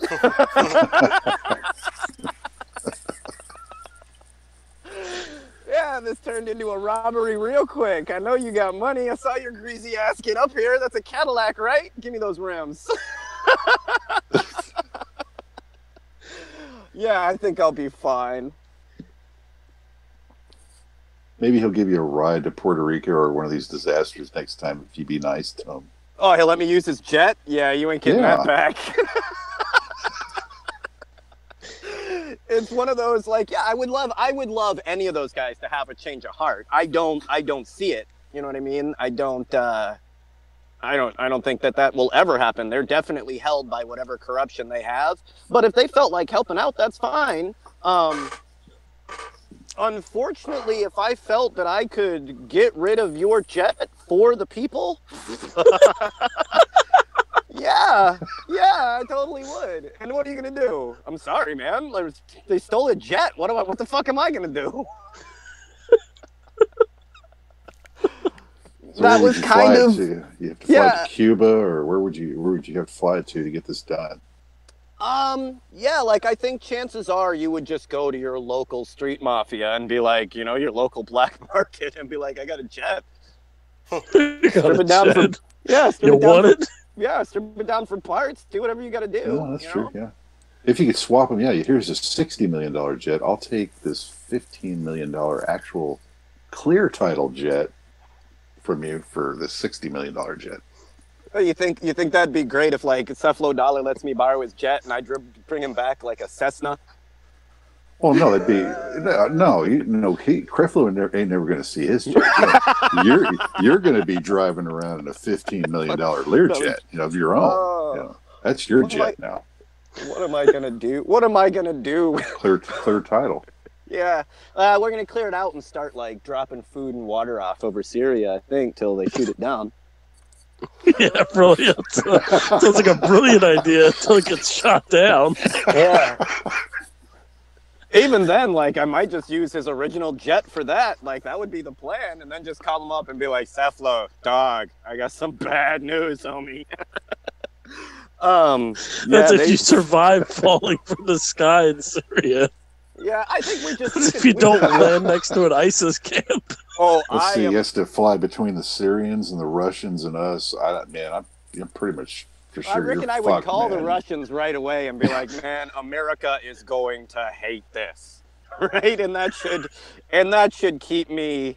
You want to fuck over capitalism? I do like fucking capitalism.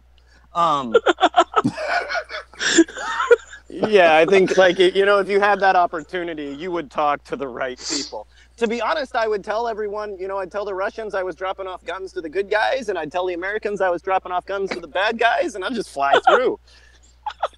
What's in the plane? Well, for a short period, Definitely not food. You would gain a short-term amount of respect from them. They say, who is this crazy motherfucker thinks he can do this? Now, that's not going to keep them from shooting you out of the sky. Don't get me wrong. But you will gain just a little bit of respect for your level of craziness. Balls. Yeah. You have the Russians are good people. I reckon your average CIA agent, he's got orders to follow. You know what I mean? He'll blow you out of the sky. But I think your average Russian would be like, you know what? I like this guy. Yeah. It's Terrence Daniels. They look you up. It's like, yeah, he's a troublemaker, extremist, and all, and he's got balls, man. And There's nothing else. That's going to be the bottom line. It's like, he's got balls. Who the fuck else would do that? That's all it takes to get respect in Russia, to be honest with you. And if a couple of crazed pictures from the cockpit of you actually pulling it off. Oh yeah, while you're doing it, yeah, that'd go a long way. That's my guy. No, they would probably terrorist killed in stolen airplane. I imagine the news article would go for that, to be honest. Well, if he did it in Creflo's stolen airplane, would they shoot a Creflo's $60 million jet out of the sky? Not after they get the wild phone call from him. Motherfucker, you give me back my jet! It's a hijacked. Creflo's jet's been hijacked. You told me you were going to help article. people. You didn't Man say you were hijacks. You said you were going to help people. You didn't say you were going to fly Syria? Give me my goddamn flight, my jet back.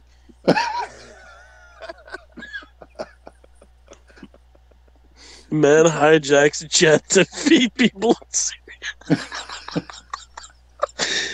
Oh God, dude, that would be a hilarious headline. Yeah.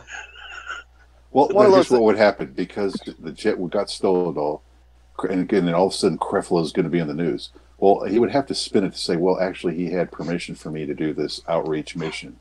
It would be incorporated into his mission. Oh yeah, right away. In fact, when I got caught, I'd right away to be like, you know what, this Cephalos's plane. I don't know what the fuck happened. He told me it was okay. He said it was cool. Did you not? Yeah. Here's a handwritten note with his signature on it. It says so right here. He said you took his. He said you took his jet and his shoes. Yes, I did. I did take his jet and his shoes.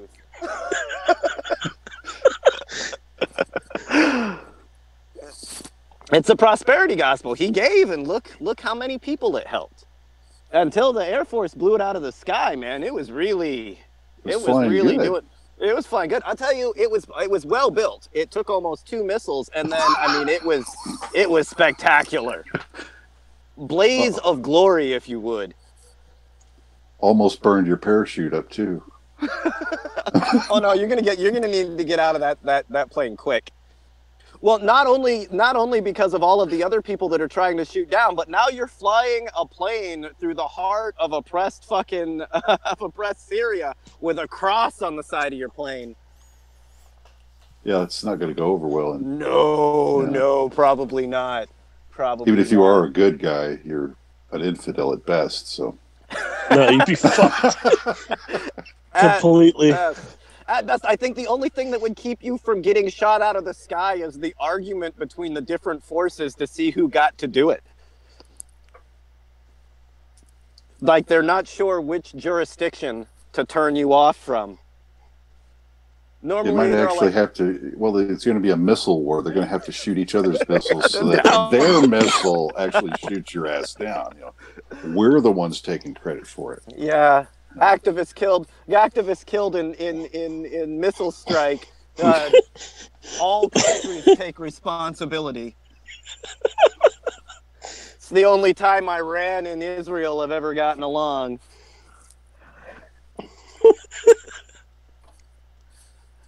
Well, it would fit perfect. It's Jews and Muslims against Christians. It's okay. It's all good. Yeah. Now this I like. I'll think about it a few seconds. Go. You know what? That's all right. Yeah, we like that. It still fits. It's nothing. Cephalo's bringing people together around every corner. All right, what do we got for time here? 15 minutes. Oh, wow. 15 minutes. Yeah. And you say our numbers are low. That's not good. No. Yeah, I don't know what Why is I don't know that? what happened. There wasn't too many people watching before. Yeah, but the numbers numbers mean absolutely nothing on here. Well, So the YouTube places- numbers do, but how about all the other numbers? You Yeah, but saw? kind of weirded me out was YouTube.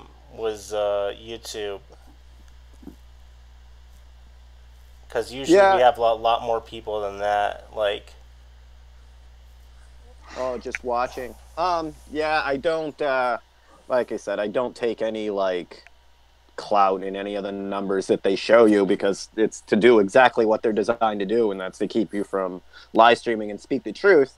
On other times, it's just one of those. We may have nobody watching the show when we're talking and having the show, but then by the morning, another 100 people have watched it, another 200 people have watched it. People watch it in their own time when they're at work or on their on their devices. So I don't worry too much about it.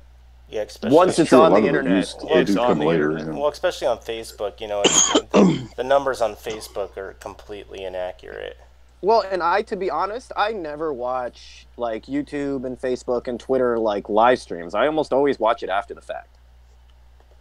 Unless there's something actively going on, that I need to watch a live stream for, I watch them in the background. Yeah, very, very, very rarely. The ones that I listen to live are normally to go on there and troll them. Yeah, usually most of our viewers right now are coming from Periscope on Twitter. We have any haters or trolls that we need to answer to, or No, nobody. damn? We've won them over by now. They all came in as trolls, and now they've all came over to the other side. Yeah. Yeah, but no, I don't take too much, especially in the live numbers. And when it's just us on the show, so when we have a guest, our numbers always go way up. Yeah. Which is this is normally just an update on what's going on, but when we get guests, those are always the really fun interviews. Well, we were supposed to have a guest, but he got sick. Yeah, and it's the flu season, and yeah, there's always Yeah, it's ABV. Yeah, I don't know if it's a lot of people get cold feet. They do. Everybody's all it comes in two stages. First, they're all yeah, fuck yeah, anonymous, I'm all for it. And then they're all oh, fuck, anonymous. Yeah, then one of their friends tells them, "Hey, those are the hacker guys. They're fucking bad guys. Watch out." And you're like, "Oh yeah, anonymous. Oh fuck." Yeah, yeah. Well, he supported the StopACTA2.org website, so. Oh no, he's legitimately sick, no doubt. Yeah, But we've he really is legitimately sick. Yeah, he is legitimately sick. But we always, we have people that'll come on and they're all about it, and then it sinks in the anonymous bites back part of it, and it kind of, we'll have to talk them back into it. Or they they'll go and watch. Maybe it's because they think you're gonna bite them. Well, I think or just we're gonna ask them the question that they don't want anybody to ask them, and I mean that's the only question that we really that it's our job to ask. Well, yeah, I mean, because we're radicals and we don't give a fuck. I mean, what kind of show do they think they're coming on? Yeah, I think that's it too. They'll feel like they're struggling, but I mean, we don't deal in anything but the truth, and that's scary to people. It is.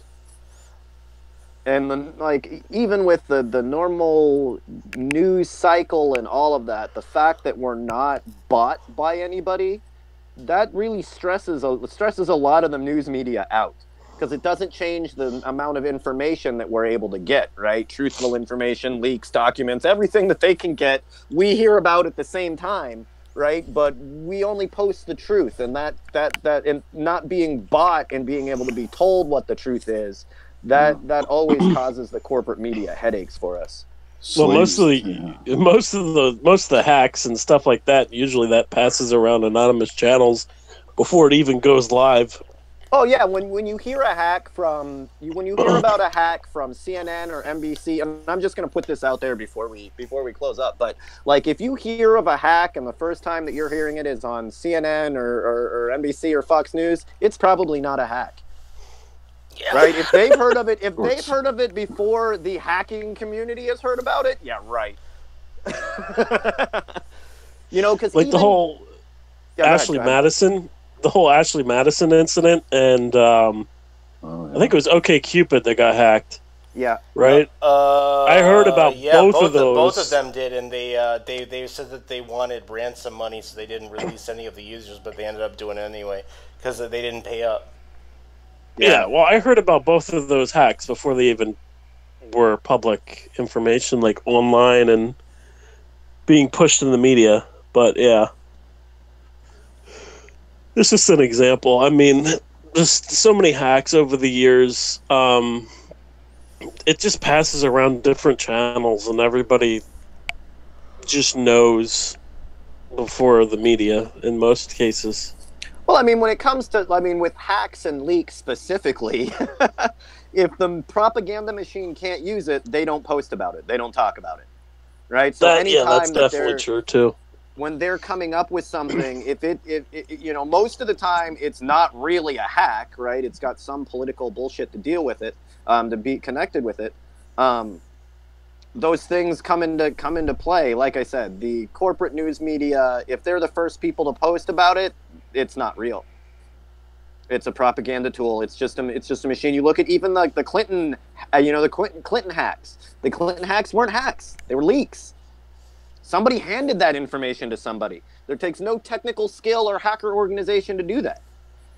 How the information was released may be through hacker channels, but there was no hacking involved with it. And a lot of those, a lot of these things that they call hacks aren't hackers and aren't part of the, don't come from the hacking community. You're releasing information through the media to bury your political opponent. That's not a hack.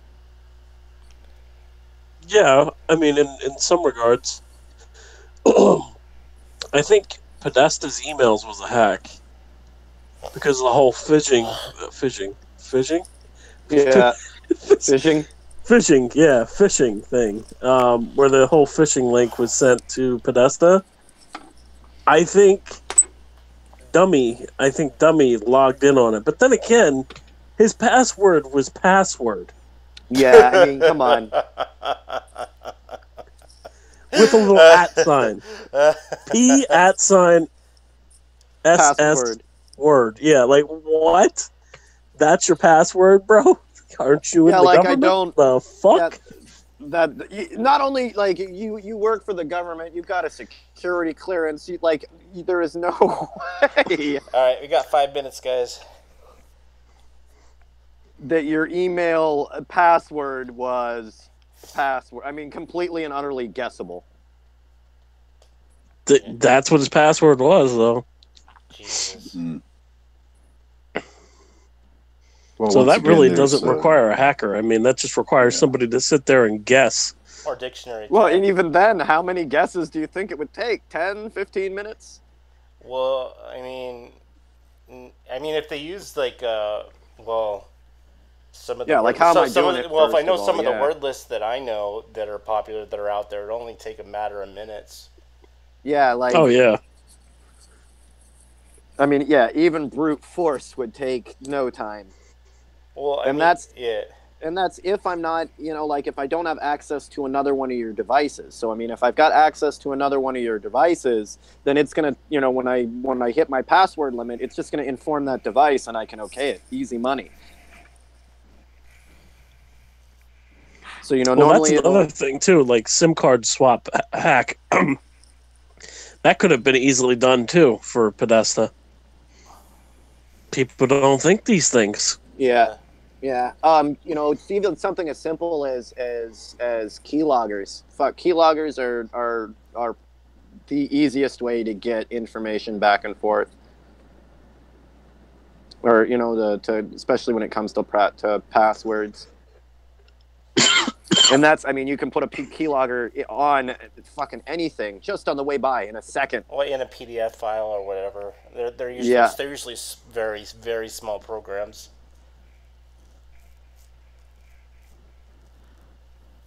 Ah, jeez, we only got couple minutes, 9 minutes. No, 4 minutes. 3, 4, yeah. Remember to spay and neuter all politicians. Oh, I gotta make a meme like with like a Bob Barker. Yeah, that's a good one. Like when he was on what, Billy Madison? Was it Billy Madison? Was the one where Bob Barker fights Adam Sandler? I don't remember. I'll put it together. Don't worry. It's no, is it Billy Madison's the one where he plays golf, right? No, that was Happy Gilmore. Happy Gilmore is the one that he fights Bob Barker. Okay. The price is wrong. Oh yeah, bitch. you eat shit for breakfast.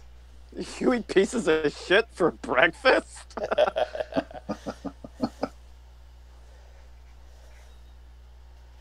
Oh God. I actually met one of those guys in real life. Remember the guy that goes, Gatorade is better, you know, from the Water Boy? I met that guy in real life. Oh, the You Can Do It guy? No. The other guy that was harassing him on Billy Madison, the football player.